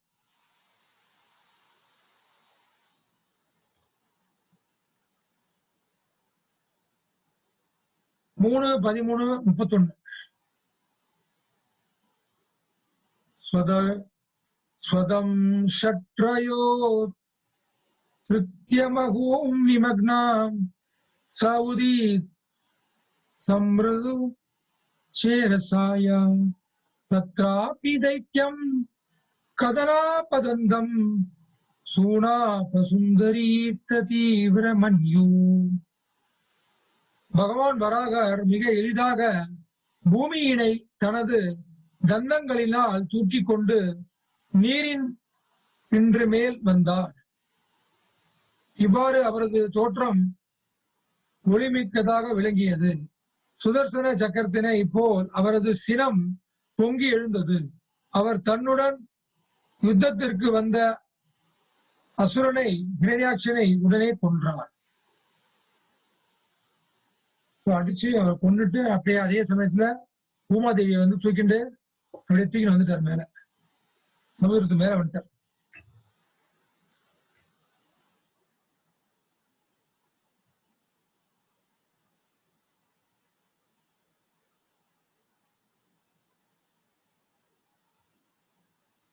மூணு 13:33 ஒரு யானையினை போல் கம்பீரமாக விளையாடிய பகவான் தனது இரு வளைந்த தந்தங்களில் நுனியில் பூமி பந்தை நிறுத்தினார். அவரது உடல் வண்ணம் தமால மரத்தினை போல் நீல நிறமாக தோன்றி இருந்தது. இவரே முழுமுதற் கடவுள் தோன்றியதிலிருந்து இவரே முழுமுதற் கடவுள் என்பதை நன்கறிந்து கொண்ட பிரம்மதேவர் உள்ளிட்ட தேவர்கள் அவரை இருகரம் கூப்பி வேத மந்திரங்கள் எல்லாம் துதித்தனர். எல்லாருக்கும் புரிஞ்சு போச்சு. கண்டிப்பா வந்து முதல்ல பகவான் தான் கண்டிப்பா இருக்குன்னு யோசிச்சாங்க. இப்ப கண்டிப்பா வந்து இவர் தான் பகவான் அப்படிங்கிறது புரிஞ்சு போச்சு. பகவான் தன்னுடைய தமால வர்ணம், அந்த வர்ணத்தை காட்டுறார். நீலமேக வர்ணத்தை காட்டும் போது ஓகே பகவான் தான் அப்படின்னு சொல்லி எல்லாரும் கை கூப்பி வணங்க ஆரம்பிச்சிட்டாங்க. பகவான் வராக தேவரின் மகிமை. வராக தேவர் எப்பேற்பட்டவர் அப்படிங்கிறது பாத்தீங்கன்னா, வேள்விகளை செய்வதன் மூலம் உமது வடிவம் வெளிப்படுகிறது. பகவானுக்கு எல்லாமே என்னது, பகவானுக்கு தான் பூஜை பண்ணணும், பகவானுக்கு தான் வேள்விகள் பண்ணணும். இந்த கலியுகத்துல யாராருக்கோ பூஜை பண்றோம், யாராருக்கோ அபிஷேகம் பண்றோம், யாராருக்கோ பாத பூஜை பண்றோம், எல்லாம் பண்றோம். பகவானை விட்டுணும். பகவான் ரொம்ப முக்கியம். பகவானுக்கு தான் பண்ணணும், பகவானுக்கு தான் பூஜை பண்ணணும், பகவான் தான் அதுக்கு தக்கவன். தேவர்களே நாங்கெல்லாம் இல்லப்பாங்கிறது. தேவர்கள் பண்ணா கூட பரவாயில்ல, அவங்களாவது பகவான் பாதத்தை கட்டியா புடிச்சுட்டு இருக்காங்க. பட் யாரோ போற வர சாதாரண மனிதர்கள் எல்லாம் வந்து தன்னுடைய பேச்சு திறமையினால எல்லாரையும் வசிக்கிறாங்க. இந்த காலத்துல வந்து சித்திகள்லாம் யாரும் பெருசா காட்டுறது இல்லை, காட்ட வேண்டிய அவசியமும் கிடையாது. ஏன்னா பேசியே மயக்கிடுவோம் நம்மளாம். கலியுகத்துல மக்கள்லாம் ரொம்ப வந்து போட்டிருக்கு இல்லையா, மந்தா சுமந்த மத்தையோ பாகவதம் சொல்றது. மந்தா சுமந்த மத்தையும் ரொம்ப புத்தி ரொம்ப மந்தமா இருக்கும். நமக்குலாம் நம்மள ஈஸியா ஏமாத்திடலாம். யார் வேணா கடவுளை ஏமாத்திக்கலாம், யார் வேணா ஆன்மீக குருவாயிடலாம். எல்லாம் பேசி பேசியே நம்மளை வைக்கிறாங்க. நல்லா பேசுறாங்க, பேசுறதுதான் முக்கியமா இருக்கு. நல்ல பாயிண்ட், சூப்பரா பேசுவாங்க, அருமையா பேசுவாங்க. பட் ஆன்மீகத்தை ஒழுங்கா புரிஞ்சுக்கிறோமா, புரிஞ்சுக்க மாட்டாங்க. பகவான் கிட்ட கொண்டு போறாங்களா, கொண்டு போக மாட்டாங்க. ஒண்ணுமே புரியாது. இன்னமும் சொல்லுவாங்க, ஏதோ சொல்லுவாங்க, நீயே கடவுளுமாங்க, நானும் கடவுளுமாங்க, நான் தான் கடவுளுமாங்க, இதான் கடவுள் அதான் கடவுள் போவாங்க, ஏதோ சொல்லுவாங்க தவிர பகவான் தான் கடவுள் அப்படின்னு சொல்லவே மாட்டாங்க. அதான் சொல்லி தரணும், அதுதான் ஆன்மீகம். பேசி பேசி ஈஸியா மைக்கல் அந்த காலத்துல அதான் பேசி பேசி தான் பண்றாங்க. நம்ம நல்லா பார்த்தோம்னா எல்லாரும் பேசிதான் இருக்காங்க. நம்ம எந்த சித்து வேலையும் காட்டல, யாரும் எந்த மகிமையும் காட்டல. சில மேஜிக்ல வேணா கத்துன்னு காட்டலாம், பெரிய விஷயம் கிடையாது. மேஜிஷியனே காட்டுருவான். ஆனா அதை வந்து மேஜிக் மாதிரி காட்டி, மந்திரம் மாதிரி காட்டி, தானே கடவுளா வந்து வெளிக்காட்டிக்கிறாங்க. நம்மளும் ஈஸியா ஏமாந்து போயிட்டே இருக்கும். ஏன்? ஏன்னா பகவத்கீதையை படிக்கிறது இல்லை, பகவான்னா யாரும் தெரியாது நமக்கு. அதனால யார் வேணா பகவான் ஆகிட்டாங்க. வேள்விகளை செய்வதன் மூலம் உமது வடிவம் வெளிப்படுகிறது. அனைத்து வேத மந்திரங்களும் காயத்ரி மந்திரம் போன்றவையும் உமது தோளின் தொடர்பில் ஆனவை. பகவானுடைய தோள்கள், அதுலதான் வந்து அந்த மந்திரங்கள்லாம் முக்கியமா வந்து அங்கேருந்து பகவானுடைய வராகரோட தோல்ல இருந்து வந்து அந்த மந்திரங்கள்லாம் வந்து வெளிவருது அப்படிங்கிறாங்க.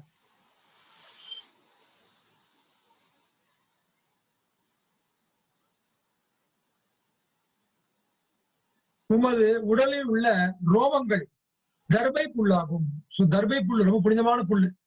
சூரிய கிரகணம், சந்திர கிரகணம் எல்லாம் வந்ததுன்னா இந்த சாப்பிடக்கூடிய பொருளை வந்து அந்த தர்பை புல்லை போட்டு வச்சுக்கணும்.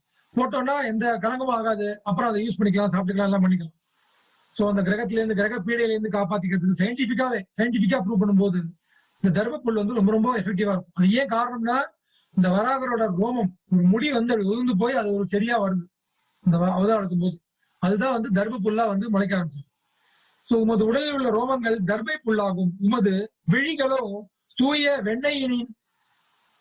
வெண்ணெயினை போல் இருக்கும். உமது நான்கு பாதங்களும் 4 வகையான பலன் தரும் செயலாகும். சோ பகவான் வராக அவதாரம் போது பன்றிக்கு வந்து 4 கால் இருக்கும். அந்த மாதிரி பகவானுக்கு வந்து 4 கால் இருக்கு. அப்போ அந்த 4 கால் எதுக்குன்னா 4 வகையான பலன் தரும் செயல்கள். தர்ம அர்த்த காம மோட்சம் சொல்லுவாங்க. சோ பலன் தரும் செயல்கள் அதை குறிப்பிடுறது. தர்மம், வேதங்கள் சொல்லப்படி தர்மங்கள், பூஜை புனஸ்காரம் இதெல்லாம் பண்ணணும். பண்ணி என்ன பண்ணணும்? அர்த்தனா பணம் சம்பாதிக்கிறது.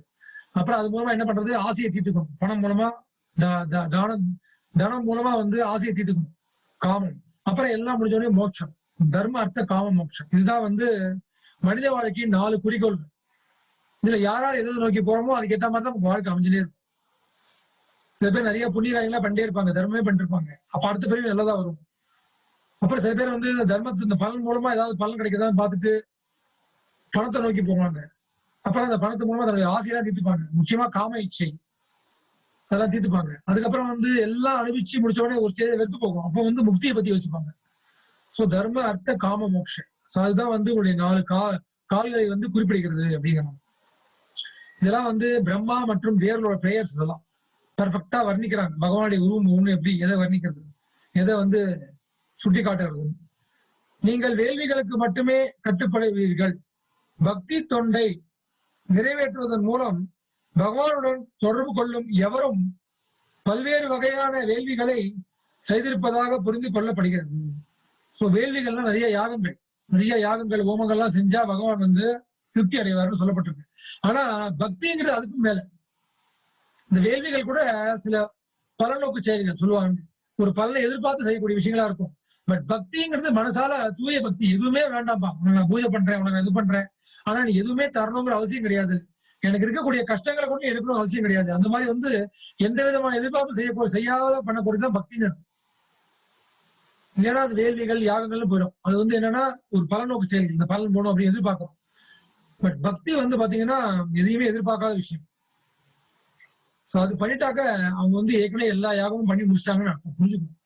பகவான் சொல்றார் பகவத்கீதையில, வேதேஷு யக்னேஷு தபசு செய்வ தானேஷு யத் புண்ணிய பலம் பிரதிஷ்டம். சில பேர் சொல்றாங்க, எதுக்குப்பா ஆன்மீகன்றீங்க, பகவானுக்கு நிறைய தான தர்மம் செய்யுங்கப்பா, இதை பண்ணுங்கப்பா, மனுஷனுக்கு சேவை செய்யுங்கப்பா, பகவானுக்கு என்னப்பா அப்படிங்கிறாங்க. பட் ஆக்சுவலா அப்படி கிடையாது விஷயம். மொத்தம் வந்து பகவான் முழுசா சரணடைஞ்சு வரான்னா அவன் எல்லாம் பண்ணி முடிச்சிட்டான்னு அர்த்தம். இனிமே பண்றதுக்கு ஒண்ணும் கிடையாது.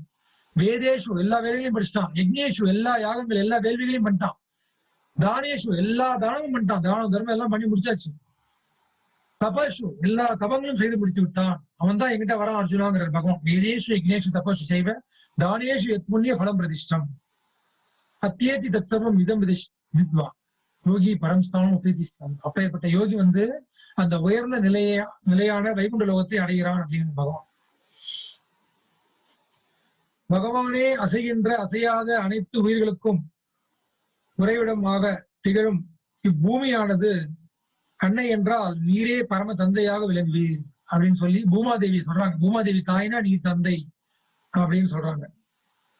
பகவானே உங்கள் உடலை அசைப்பதன் மூலம் உங்கள் தோள்பட்டை முடிகளிலிருந்து தெளிக்கப்பட்ட நீரின் துளிகளால் நாங்கள் தூய்மை அடைந்துள்ளோம்.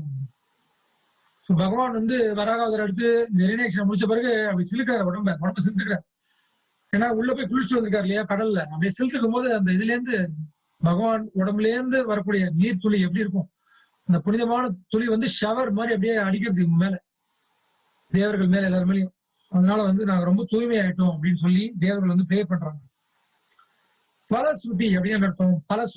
பலஸ்ருதினா என்ன அர்த்தம்னா, ஒரு விஷயம் நான் பண்றேன், அதுக்கு என்ன ரிசல்ட், இதை பண்ணா என்ன ஆகும், அதை பண்ணா என்ன ஆகும். அந்த மாதிரி வராக அவதாரத்தை பத்தி நம்ம கேட்டிருக்கோம், இது கேட்டதுனால எனக்கு என்ன பலன், அதான் பலஸ்ருதி அப்படின்னு பேரு.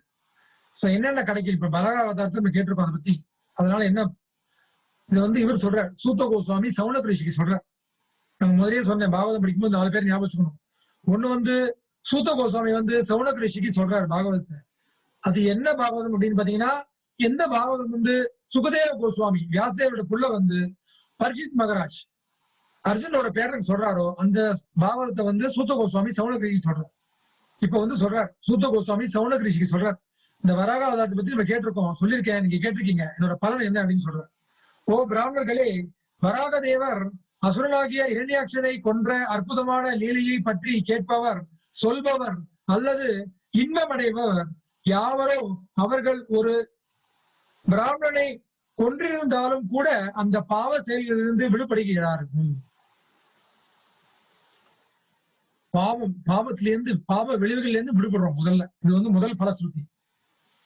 இன்னும் பலஸ்ருதி வந்துட்டே இருக்க போகுது, என்னென்ன பலன்னு பார்க்க போறோம். முதல்ல பாவ விளைவுகளிலிருந்து விடுபடுறோம்னா, அந்த பாவம் சொன்ன மாதிரி இந்த பாவத்தோட விளைவு தான் நம்ம கஷ்டப்படுறோம்.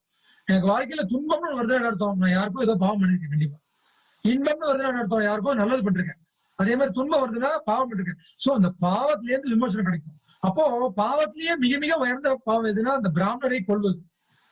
சாதாரணமா ஒருத்தரை கொள்ளலாம், இந்த பிராமணரை கொள்வது ஏன் மகா பாவம்னா, அந்த பிராமணருங்கிறவர் மிக மிக பரிசுத்தமானவர், யாருக்குமே எந்த கெடுதலும் நினைக்காதவர், சகல வேதங்களையும் படித்தவர், ஆன்மீகத்துல மூழ்கியவர், பகவான் முழுசா சரணடைஞ்சவர்கள். இந்த மாதிரி வந்து ரொம்ப உயர்ந்த நிலையில் இருக்கக்கூடிய பிராமணர்களை வந்து கொண்டுட்டாங்க அப்படின்னா மிக மிக பாவம். இந்த மாதிரி ஒரு பிராமணரை நான் கொன்றேன் அப்படின்னா பிரம்ம ராட்சசர்னு சொல்லுவோம், பிரம்ம ராட்சசன் கேள்விப்பட்டிருப்போம். அந்த மாதிரி பிரம்ம ராட்சசெல்லாம் பிறக்கக்கூடிய உடல் கிடைக்கும், ரொம்ப கொடுமையான உடல் கிடைக்கும். இந்த மாதிரி பல உடல்களை எடுத்து இந்த கர்மாவெல்லாம் கழிச்சு அப்புறம் தான் வந்து மனுஷ பிறவியே கிடைக்கும். சோ அந்த பாவம் கூட வந்து வராக தேவரை கதையை கேட்டா நமக்கு போயிடுங்க. சோ இந்த பாவங்கள்லாம் போறது அப்படின்னு சொன்னா புரிஞ்சுக்கணும். அப்ப நான் வந்து பாவம் பண்ணிட்டே இருக்கேன், இந்த மாதிரி கேட்கிறேன், போயிட்டே இருக்கணும் போகாது. பாவம் பொண்ணு என்ன அர்த்தம்? யார் பாவம் பொண்ணு நினைக்கிறாங்களோ, இனிமே நான் செய்ய மாட்டேன் அந்த தப்ப, எவ்வளவோ பாவம் பண்ணிட்டேன், தெரிஞ்சோ தெரியாமலே எவ்வளவோ பாவம் பண்ணிட்டேன். பகவான் இப்படிதான் வேண்டிக்கணும். நிறைய பாவம் பண்ணிதான் இந்த லோகத்துல வந்து அனுபவிச்சுருக்கோம் சம்சாரத்துல. கிருஷ்ணா, எவ்வளவோ தெரிஞ்சோ தெரியாமலோ, அறிந்தோ அறியாமலோ எவ்வளவோ ஜென்மத்துல எவ்வளவோ பாவம் பண்ணிட்டேன், எல்லாத்துக்கும் என்ன மன்னிச்சிருங்க மன்னிச்சிருங்கன்னு கேட்டு கேட்டு கெஞ்சி கெஞ்சி டெய்லி ப்ரே பண்ணணும் பகவான். பண்ணி பண்ணி பக்தியில படிச்சு, பகவான் பாகவதம் படிச்சு, பகவத்கீதை படிச்சு கொஞ்சம் கொஞ்சமா நம்ம பரிசுத்தப்படுத்திக்கணும். அந்த மாதிரி இருந்தா அந்த பாவம் போகும். மனசால உணரணும். இதை படிச்சா எனக்கு பாவம்லாம் போயிடும்பா, நான் திருப்பி வேற பாவம் பண்றப்பா அப்படின்னா அந்த திமிருக்கெல்லாம் வந்து வேலைக்கே ஆகுது. இந்த திமிருக்கெல்லாம் இந்த பலன்லாம் அழிக்காது. ரொம்ப பணிவோட அழறாங்க இல்லையா, சில பேர்லாம் கதறாங்க இல்லையா, ஐயோ தெரியாம பண்ணிட்டேன் இந்த மாதிரி பாவத்தை, ஐயோ எனக்கு என்ன பண்றதே தெரியலையே அப்படின்னு மனசுல உருகுவாங்க. மனசாட்சி உறுத்தும் அவங்களுக்கு. சொல்லுவோம் இல்லையா, மனசாட்சி உறுத்துது பாடு. இந்த மாதிரி இருக்கக்கூடிய மக்களுக்கு தான் வந்து இந்த பல சுத்தி எல்லாம் அப்ளை ஆகும். தெரியாம பண்ணிட்டேன், தெரியாம அவனுக்கு இந்த மாதிரி பண்ணிட்டேன், ஐயோ தெரியாம பண்ணிட்டேன், இவ்வளவு கஷ்டப்படுறாங்க என்னால அப்படின்னு உருகுறாங்க இல்லையா, நான் என்ன பண்ணுவேன்னு தெரியலையே ஐயோ அப்படின் போது அந்த மாதிரி இவங்களுக்கு தான் வந்து பகவான் இந்த மன்னிப்பு கொடுக்குறாரு. தவிர திமிர் பிடிச்ச ஆடுறதுக்கு எல்லாம் மன்னிப்பு கிடைக்காது. சோ என்ன ஆகுது, பிராமணரை கொன்ற அந்த மாதிரி ஏதாவது பாவம் செஞ்சது அப்படி அந்த பாவம் வந்து அதுல இருந்து விமோசனம் வந்து நமக்கு அளிக்கப்படுகிறது. என்ன பண்ணணும், நீங்க எல்லாம் திருப்பி இந்த கிளாஸ் கேளுங்க. இந்த ஒரு தடவை கேட்கறது போறாது, திருப்பி இன்னொரு போட்டு கேளுங்க. இது முதல் பலஸ்ருதி. இரண்டாவது பலஸ்ருதி என்ன அப்படின்னு பாத்தீங்கன்னா, இது எதுல சொல்லப்பட்டிருக்கு, பாகவதம் வந்து 3:19-37, அடுத்தது 3:19-38 சொல்லப்பட்டிருக்கு. இந்த மிகவும் புனிதமான கதை அதீதமான நன்மை, செல்வம், புகழ், நீண்ட ஆயுள் மற்றும் விரும்பும் எல்லா பொருட்களையும் அள்ளி தருகிறது. சோ ஆன்மீகம் மட்டும் இல்ல, பௌதிகமும் தரும். முதல்ல வந்து பாவம் எல்லாம் கரையும், பாவம் கரைச்சா கொஞ்சம் நிம்மதி கிடைக்க ஆரம்பிக்கும். அதுக்கப்புறம் நல்ல பேரு, புகழ், செல்வம் இதெல்லாமே கிடைக்க ஆரம்பிக்கும். அந்த மாதிரி நம்ம ஸ்ரத்தையா கேட்கணும், அந்த மாதிரி கவனமா கேட்கணும். அந்த மாதிரி உருகி மனம் உருகி நம்பிக்கையோட கேட்டோம்னா, நம்பிக்கை ரொம்ப முக்கியம். நம்பிக்கைன்னா எதுவுமே நம்ம வாழ்க்கையில வந்து சொல்லுவோம் இல்லையா, நம்பிக்கைதான் வாழ்க்கை. நான் ஐஏஎஸ் ஆகணும் நம்பணும், முதல்ல நம்பிட்டா தான் அந்த பையன் வந்து ஐஏஎஸ் ஆகும், நான் ஆடிட்டர் ஆகணும், நான் சினிமா ஸ்டார் ஆகணும், நான் சயின்டிஸ்ட் ஆகணும் அப்படின்னு நம்புறாங்க. நம்பிதான் அந்த கோலை ரீச் பண்றாங்க ஒருத்தரும். அந்த நம்பிக்கை ரொம்ப முக்கியம். அதே மாதிரி வந்து ஆன்மீகத்துல அதே மாதிரி தான், பகவான் மேல் நம்பிக்கை இருக்கணும், பகவானுடைய வார்த்தைகள், பகவான் பக்தர்கள் மேல் நம்பிக்கை வைக்கணும். சோ அந்த நம்பிக்கையோட பண்ணும்போது என்ன ஆகுது, எல்லா விருப்பமும் வந்து நமக்கு அள்ளி தருகிறது. அப்புறம் வந்து போர்க்களத்தில் சண்டை போடும்போது, போர்க்களத்தில் இது ஒருவனின் உயர்நிலையான புலன்களின் பலத்தையும் அவற்றின் செயலையும் அதிகரிக்கின்றது. சண்டை போடுறவங்களுக்கு அவங்களுக்கும் பலம் கொடுக்கிறது, உடல் நல்ல வலிமை கிடைக்கும். இந்த வராக இதை கேட்டுட்டு போய் சண்டை போட்டா வெற்றி கிடைக்கும். ஆனா நம்ம எந்த பக்கம் சண்டை போடணும், தர்மத்தின் பக்கம் சண்டை போடணும். எல்லாத்துக்கும் கண்டிஷன்ஸ் இருக்கு. அதுக்கப்புறம் வந்து அன்பான சவுனக்கரே, சவுனகிருஷ்ணன் சொன்ன மாதிரி சவுனக்கர் சூத்தோதன் சொல்றார், அன்பான சவுனக்கரே, வாழ்வின் மரண தருவாயில் இறக்கும் ஒருவர் இதை கேட்டால், கடைசி நேரத்தில் இந்த வராக இதை பத்தி கேட்டா அவர் பகவானின் உயர்ந்த இருப்பிடத்திற்கு கொண்டு செல்லப்படுவார். என்ன ஆகும், திருப்பி மறுபடியும் எடுக்க மாட்டோம், பகவான் போய் சேர்ந்து. இது மட்டும் இல்ல, பகவான் சம்பந்தமா எது கேட்டாலும் சரி, இது கேட்கிறோமோ இல்லையோ, இல்ல பகவான் நாமம் ஹரே கிருஷ்ண கிருஷ்ண கிருஷ்ண ஹரே ஹரே, ஹரே ராம ராம ராம ராம ஹரே. அந்த ஒரு ஜீவாத்மா வந்து அந்த உடலை விட்டு வெளியேறும் போது தப்பி தவறி பகவானை பத்தி எதாவது கேட்டோம்னா, பகவான் சம்பந்தமா இல்ல பகவான் பக்தர்கள் சம்பந்தமா, ஜெயன் விஜயனை பத்தியோ, நாரத முனிவரை பத்தியோ, பீஷ்மரை பத்தியோ, பிரகலாதரை பத்தியோ, துருவ மகராஜை பத்தியோ, ஸ்ரீல பிரபுபாதரை பத்தியோ, தூய பக்தர்களை பத்தி ஏதாவது ஒரு வார்த்தை கேட்டா கூட போகும், கேட்டு அப்படியே உடலை விட்டோம்னா நம்ம வந்து சேஃப், திருப்பி பிறகு எடுக்க மாட்டோம். அதான் பகவான் சொல்றாரு, அந்த காலேச்சு மாமை. கடைசி நேரத்துல வந்து அவனுக்கு வந்து என்னுடைய ஞாபகமோ என்ன சம்பந்தப்பட்ட ஞாபகம் வந்துருச்சுன்னா அவன் வந்து என்ன அடைஞ்சிருவாங்க. அதை மிஸ் பண்ணிட்டாதான் போச்சு. எம் பாபி ஸ்மரன் பாவம் ஜெஜத்தை எந்த கிடையாது, இல்ல வேற என்னென்னத்தை நினைச்சுன்னு சாகுறானோ அதுக்கேற்ற மாதிரி உடல் கிடைக்கும் அப்படிங்கிறது பகவான். அந்த மாதிரி வந்து இந்த வராகாதுல இருந்து முக்தி கொடுக்கறது, கஷ்டத்துல நீக்கிறது, பாவத்தெல்லாம் கரைக்கிறது, நல்ல நீண்ட ஆயுளை கொடுக்கறது, நல்ல ஆரோக்கியத்தை கொடுக்கறது, எல்லாமே கொடுக்கறது. இந்த மாதிரி பகவான் சம்பந்தம் எது கேட்டாலும் அப்படிதான் சத்தையா கவனமா கேட்கணும். 1க்கு 2 வாட்டி 3 வாட்டி கேட்கணும். பாயிண்ட்ஸ் எல்லாம் எடுத்துக்கோங்க, நோட் பண்ணிக்கோங்க. நல்ல கவனத்தோட பகவான் மேல முழுக ஆரம்பிக்கணும். அப்பதான் பகவான் மேல ஈடுபாடு வரும், பக்தியில ஈடுபாடு. 3:13, 48, 49 மதிப்புமிக்க இம்மா கதையினை பகவான் வராகரை பற்றிய மங்களகரமான இந்த உயிர் சரித்திரத்தை பக்தி தொண்டின் உணர்வோடு எடுத்து கூறினாலும் கூற கேட்டாலும் அனைவரின் உங்களிலும் உள்ளங்களிலும் வீட்டிற்கும் பகவான் அதனால் மிக்க மகிழ்ச்சி அடைவார். பகவானை திருப்திப்படுத்துறது நம்ம வாழ்க்கையோட நோக்கமே. நம்ம என்ன பண்றோம்னா வாழ்க்கையில திருப்தி தான் படுத்திட்டு இருக்கோம், யாரையோ திருப்திப்படுத்துறோம். ஒண்ணு என்ன நானே திருப்திப்படுத்திக்க முயற்சி பண்றேன், இல்லைன்னா மற்றவர்கள் என்னுடைய உற்றார் உறவினர்கள் நண்பர்கள் இவங்க இவங்களாம் திருப்திப்படுத்த முயற்சி பண்றேன். ஆனா பகவானை திருப்திப்படுத்த விட்டுறோம். நான் செய்யறதுனால பகவான் திருப்தி ஆனாரா அதை பத்தி நம்ம யாரும் கண்டுக்கிறதே இல்லை. இவன் திருப்தி அடைஞ்சானா, அவன் திருப்தி அடைஞ்சானா, அவன் திருப்தி அடைஞ்சாலா, இவன் திருப்தி அடைஞ்சாலா, இதெல்லாம் யோசிக்கிறோம். நான் திருப்தி அடைச்சேனா எனக்கு திருப்தியா இருந்துப்பா அப்படிங்கிறோம், மனசு திருப்தியா இருந்துப்பா அப்படிங்கிறோம். அதனால பகவான் திருப்தி அடைச்சாரா? பகவான் எப்படி திருப்தி அடைவார்? அதுக்குதான் பகவத்கீதை படிக்கும். பகவான் தனக்கு என்ன வேணுங்கிறத கேட்கிறார். பத்திரம் புஷ்பம் பலம் தோயம் யோமே பக்தியா பிரயச்சதி. ஒரு நீரோ இலையோ ஒரு பழமோ வச்சு எனக்கு நைவேத்தியம் பண்ணுங்க, அன்பால நைவேத்தியம் பண்ணுங்கிற அந்த அன்பு முக்கியம். பகவான் சொல்றாரு பக்தியாமா பக்தியோட பண்ணுங்கிற. அப்புறம் கடைசி சரணாகதி அடையுங்க. இதெல்லாம் தான் பகவான் விரும்புறது. பகவான் என்ன விரும்புறாரோ அதுதான் நம்ம பண்ணணும், பகவான் திருப்தியா பண்ணணும். இதனால இந்த கேட்டுதான் என்ன வருது, பகவான் திருப்தி ஆயிடுறார். முழுமுதற் கடவுள் யாரேனும் தனிப்பட்ட ஒருவனிடத்து மகிழ்ச்சி அடைந்தார் என்றால் அவன் அடைய முடியாதது என்பது எதுவுமே இல்லை. பகவானை திருப்தி பண்ணிட்டா நமக்கு யாரையும் திருப்திப்படுத்தணுங்கிற அவசியம் கிடையாது. நம்மளே சொல்லுவோம் இல்லையா, ரெக்கமெண்டேஷன் போவோம். ரெக்கமெண்டேஷன் என்ன அர்த்தம்? அவர் திருப்திப்படுத்தினா ரெக்கமெண்ட் பண்ணுவார். ஒருத்தர் ரெக்கமெண்ட் பண்ற அர்த்தம் அவர் திருப்தி ஆயிட்டார். ஓகே, ஒண்ணு நம்ம தெரிஞ்சவர் திருப்தி ஆயிடுவாரு, இல்லைன்னா கொஞ்சம் காசு பணம் கொடுத்தா திருப்தி ஆயிடுவாங்க. ஸோ அந்த மாதிரி ரெக்கமெண்டேஷனாக போகணும் ஒரு விஷயம்னா. இவருக்கு மேல அவருக்கு மேல அவருங்க. ஸோ அவங்க ரெக்கமெண்ட் பண்ணா கண்டிப்பா வேலை நடந்துடும் ஈஸியா. அப்போ அவங்க ரெக்கமெண்ட் பண்ண என்ன பண்ணணும், அவங்களுக்கு திருப்திப்படுத்தணும். அவங்களுக்கு என்ன வேணுமோ அதை நம்ம செஞ்சு தரணும். அந்த மாதிரி அப்போ பகவான் திருப்தி ஆட்டா என்ன ஆகும், நமக்கு கிடைக்காத விஷயங்களே கிடையாது. ஸோ பகவான் ஒருத்தர் மேல் திருப்தி அடைஞ்சா என்ன ஆகும், அவன் அடைய முடியாது என்பது எதுவுமே இல்லை. உன்னத அன்பு தொண்டில் ஈடுபடுவதன் மூலம் ஒருவன் அனைவரது உள்ளங்களிலும் வீட்டிற்கும் பகவான் அருளினால் உயர்ந்த நிறைவான நிலையை எய்துகிறான். சோ உயர்ந்த நிலையான நிலை, உயர்ந்த நிலைன்னா எவ்வளவு சொல்லுவோம், காசு பணத்துல சொல்லுவோம், பேர் புகழ்ல பவர்ல அதெல்லாம் சொல்லுவோம். உயர்ந்த நிலையான நிலை என்ன அர்த்தம்? நிலையான நித்தியமான வைகுண்ட லோகத்துக்கு போய் சேர்றது, பகவானை நித்திய லோகத்துக்கு போய் சேர்றது, நித்திய உடலை அடையிறது. நம்ம எல்லாருக்குமே நித்தியமான ஆன்மீக உடல் ஒண்ணு இருக்கு. இப்ப இந்த பௌதீக உடல்ல இந்த ரத்தம் சதை மாம்சத்தால ஆகப்பட்ட பஞ்சபூதங்களால் ஏற்படுத்தப்பட்ட இந்த உடலை வச்சு அவசப்படுறோம். பட் நமக்கு எல்லாருக்கும் அழிவில்லாத நிரந்தரமா நித்தியமான ஆன்மீக உடல் இருக்கு. ஸோ அந்த உடலை அந்த வைகுண்ட லோகத்துல போய் அடைகிறதா பகவான் இதுக்கு கிடைக்கக்கூடிய பலஸ்ருதி. ஸோ பகவான் அருளினால் உயர்ந்த நிறைவான நிலையை எய்துகிறான். பாகவதம் 3:13-50. கோநாம ஸ்லோகே கோநாம லோகே புருஷாச்சராவே புரா கதானாம் பகவத் கதாஹுதாம் ஆபீய கர்ணாய் ஜலிபீர் பவாபகம் அகோ விரஜ்யேத வினா நரோத்தம்.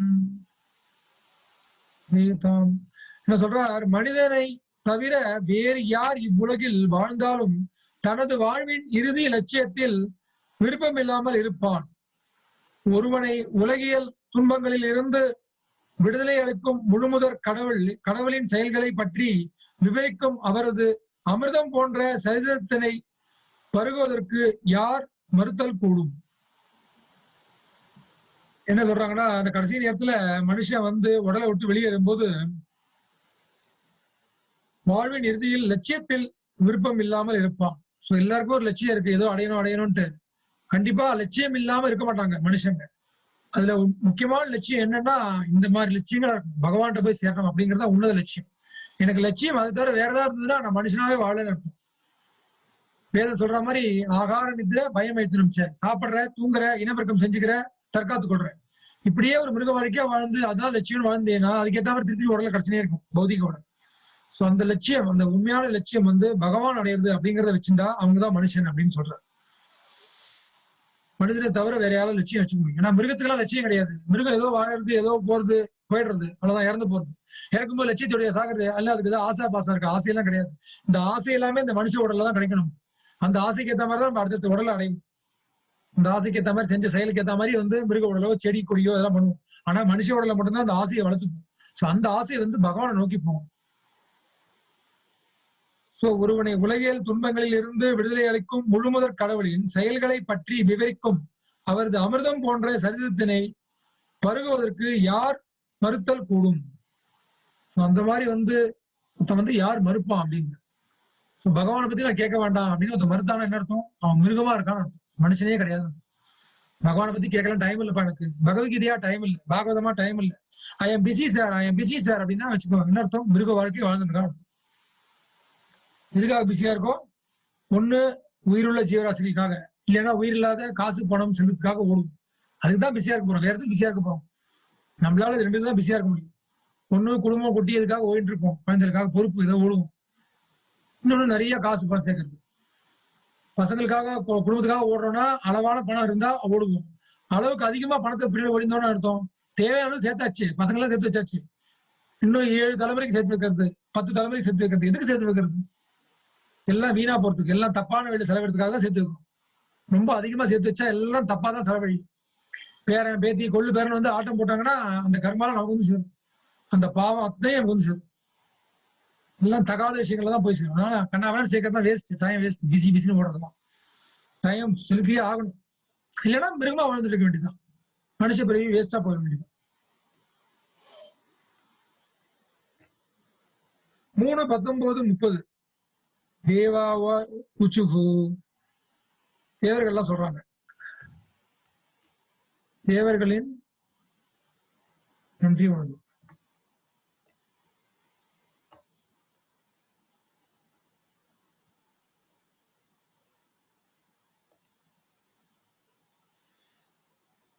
தமோதமஸ்தே கிளயஜ்ஞதவே ஸ்திதௌ கிரஹீதா மலசத்வமூர்த்தயே திருஷ்ட்யா ஹதோயம் ஜகதாமிருதஸ்தஸ் த்வத்பாத பக்தியா வயமீஷ நிவ்ருதாக. தேவர்கள் பகவானை அழைத்தார்கள், எல்லா வணக்கங்களுக்கும் உங்களுக்கு உரிதாகுக, எல்லா வணக்கங்களும் உங்களுக்கு உரிதாகுக, நீங்கள் எல்லா வேள்விகளையும் அனுபவித்து மகிழ்பவர், நீங்கள் இந்த உலகை பாதுகாக்க வேண்டும் என்ற தூய்மையான எண்ணத்தின் காரணமாக காட்டு பன்றியின் வடிவத்தை ஏற்றுக் கொண்டீர்கள். அதிர்ஷ்டவசமாக உலகங்களுக்கு தொல்லையாக இருந்த இந்த அசுரன் உங்களால் கொல்லப்பட்டான். நாங்களும் பகவானே உங்கள் தாமரை பாதங்களில் வழிபாடு செய்து கொண்டு தொல்லையின்றி இருக்கிறோம். என்ன பண்றாரு வராக தேவருக்கு அவங்க எல்லாம் நன்றி சொல்றாங்க. அசுரர்களை நல்லபடியா கொண்டீங்க, இல்லைன்னா எங்களுக்கு தொந்தரவு கொடுத்துனே இருப்பான்ட்டு. சோ அசுரர்லாம் வந்து தேவர்களுக்கு தொந்தரவு. எப்படி நம்ம நாஸ்திகவாதிகள்லாம் வந்து நமக்கு தொந்தரவா இருக்காங்களோ அந்த மாதிரி வந்து அசுரர்கள்லாம் தொந்தரவு இருக்குமே. சோ அதுல இருந்து பகவான் வந்து விமோசனம் கொடுத்துட்டார். சோ அசுரர்களை அழிக்கிறது தான் 2 விதம் இருக்கு. நான் சொன்ன மாதிரி ஒண்ணு வந்து மொத்தமா பினிஷ் பண்ணலாம், இரண்டாக்ஷனை கொண்ட மாதிரி மொத்தமா கொண்டுடலாம், இல்லைன்னா என்ன பண்ணலாம், அந்த அசுரர்கள் தன்மை இருக்கக்கூடிய அந்த ஹிருதயத்தை வந்து சுத்தப்படுத்தணும். இப்ப வந்து மனசு திருந்திட்டா மனசு மாட்டான்னா அப்புறம் அவன் அழிக்கணுங்கிற அவசியம் கிடையாது. ஏன்னா அசுரனுங்கிறது என்னன்னா ஆக்சுவலா வந்து உடல் ரீதியா அசுரன் கிடையாது, மன ரீதியா தான் அசுரன். எல்லாருமே மனசுலதான் அந்த அசுரத்தன்மை இருக்கு. அதுதான் வந்து நம்ம உடல் ரீதியா செயல்களா வெளிப்படுறது. இந்த கொலை பண்றான், கற்பழிக்கிறான், அந்த மாதிரி கெட்ட விஷயம் எல்லாம் பண்றான்னா மனசுக்குள்ள ஹிருதயத்துல அந்த தீவிரமான எண்ணங்கள் இருக்கு. இந்த அசுர தன்மைகள்லாம் இருக்கிறதுனால தான் வந்து அது வந்து செயலா வெளிப்படுறது. சோ அந்த தன்மையை ஒழிச்சிட்டோம், மனசு சுத்தமா எடுத்துட்டா என்ன அர்த்தம்? அப்ப ஆட்டோமேட்டிக்கா வந்து அவனை அழிக்கணுங்கிற அவசியம் கிடையாது, ஏன்னா அசுர தன்மை அழிந்து விட்டது. சோ அந்த மாதிரி வந்து அசுரன் 2 விதமா அழிக்கலாம். நான் சொன்ன மாதிரி கலியுகத்துல ஆரம்பத்துல வந்து பகவான் இந்த மாதிரி தான் அழிப்பார், மனசுல இருக்கிற அசுர தன்மையெல்லாம் அழிக்கதான் முயற்சி பண்ணுவார். அதுக்குதான் பகவத்கீதை பாகவதம் கொடுக்குறாரு. அப்புறம் முக்கியமா பகவானுடைய நாமத்தை கொடுத்திருக்காரு, ஹரே கிருஷ்ணா கிருஷ்ண கிருஷ்ணா ஹரே ஹரே, ஹரே ராம ராம ராம ஹரே ஹரே. முக்கியமான நாமம் பகவான் கொடுத்துட்டு போயிருக்காரு. அந்த நாமத்தை சொன்னாலே மனசுல இருக்கிற அசுத்தன்மையெல்லாம் ஆட்டோமேட்டிக்கா போயிடும். எல்லாருக்கும் அசுர குணங்கள் இருக்கு, இல்லைன்னா சொல்லவே முடியாது, எல்லாருக்கும் உள்ளுக்குள்ள இருக்கு. எந்த நேரத்துல எப்ப எது மூச்சுக்கோனே தெரியாது. காமம் மூச்சுக்குமா, குரோதம் மூச்சுக்குமா, லோபம் மூச்சுக்குமா தெரியாது. அதனால வந்து பகவான் நாமஜபம் நிறைய பண்ணணும், அதுதான் ஒரே வழி. கலியுக முடிவுல வந்து பகவான் என்ன பண்றாரு, ஆரம்பத்துல இப்படிலாம் கொடுத்து பாக்குறாரு. இதெல்லாம் முடிஞ்சு திருந்தாம இருக்க கூடியவங்களுக்கு வந்து வேற வழியே கிடையாது, அவங்க கதையை முடிச்சுதான் ஆகணும், உடலை மாத்திதான் ஆகணும். அப்பதான் வந்து பகவான் கல்கியா வரப்போம் கடைசியில கலியுகத்தின் முடிவுல. இப்ப வந்து பகவான் வந்து சைத்தன்ய மகாபிரபுவா வந்திருக்காரு, கருணையா கௌரங்காவா வந்திருக்காரு. பகவான் 1 இடத்துல வந்திருக்காரு கௌரங்காவா. இந்த கௌரங்கர் வந்து இந்த கருணையை நம்ம எடுத்துக்க ஆரம்பிக்கணும். பகவான் நாமஜபம் பண்ணணும், பகவத்கீதை பாகவதெல்லாம் படிக்க ஆரம்பிக்கணும், டயத்தை ஒதுக்கணும். நல்லபடியா வந்து இந்த வராக அவதாரத்தோட லீலையை வந்து கேட்டாச்சு, முடிச்சாச்சு. பகவத்கீதை படிங்க, பாகவதம் வாங்கிக்கோங்க, அப்புறம் நாம ஜபம் பண்ணுங்க. ஜபமாலை இல்லைன்னா ஜபமாலையும் வாங்கிக்கோங்க, ஒரு கான்டாக்ட் பண்ணி எல்லாமே வாங்கிட்டு சத்சங்கம் நிறைய எடுத்துக்கோங்க. இந்த கொரோனா முடிஞ்ச உடனே சத்சங்கம் எடுத்துக்கலாம். ஸோ நம்ம வந்து அடுத்த வாரம் சந்திக்கலாம். हरे कृष्णा। ग्रंथराज श्रीमद् भागवतम की जय। जगत गुरु श्री प्रभुपाद की जय। हरे कृष्णा।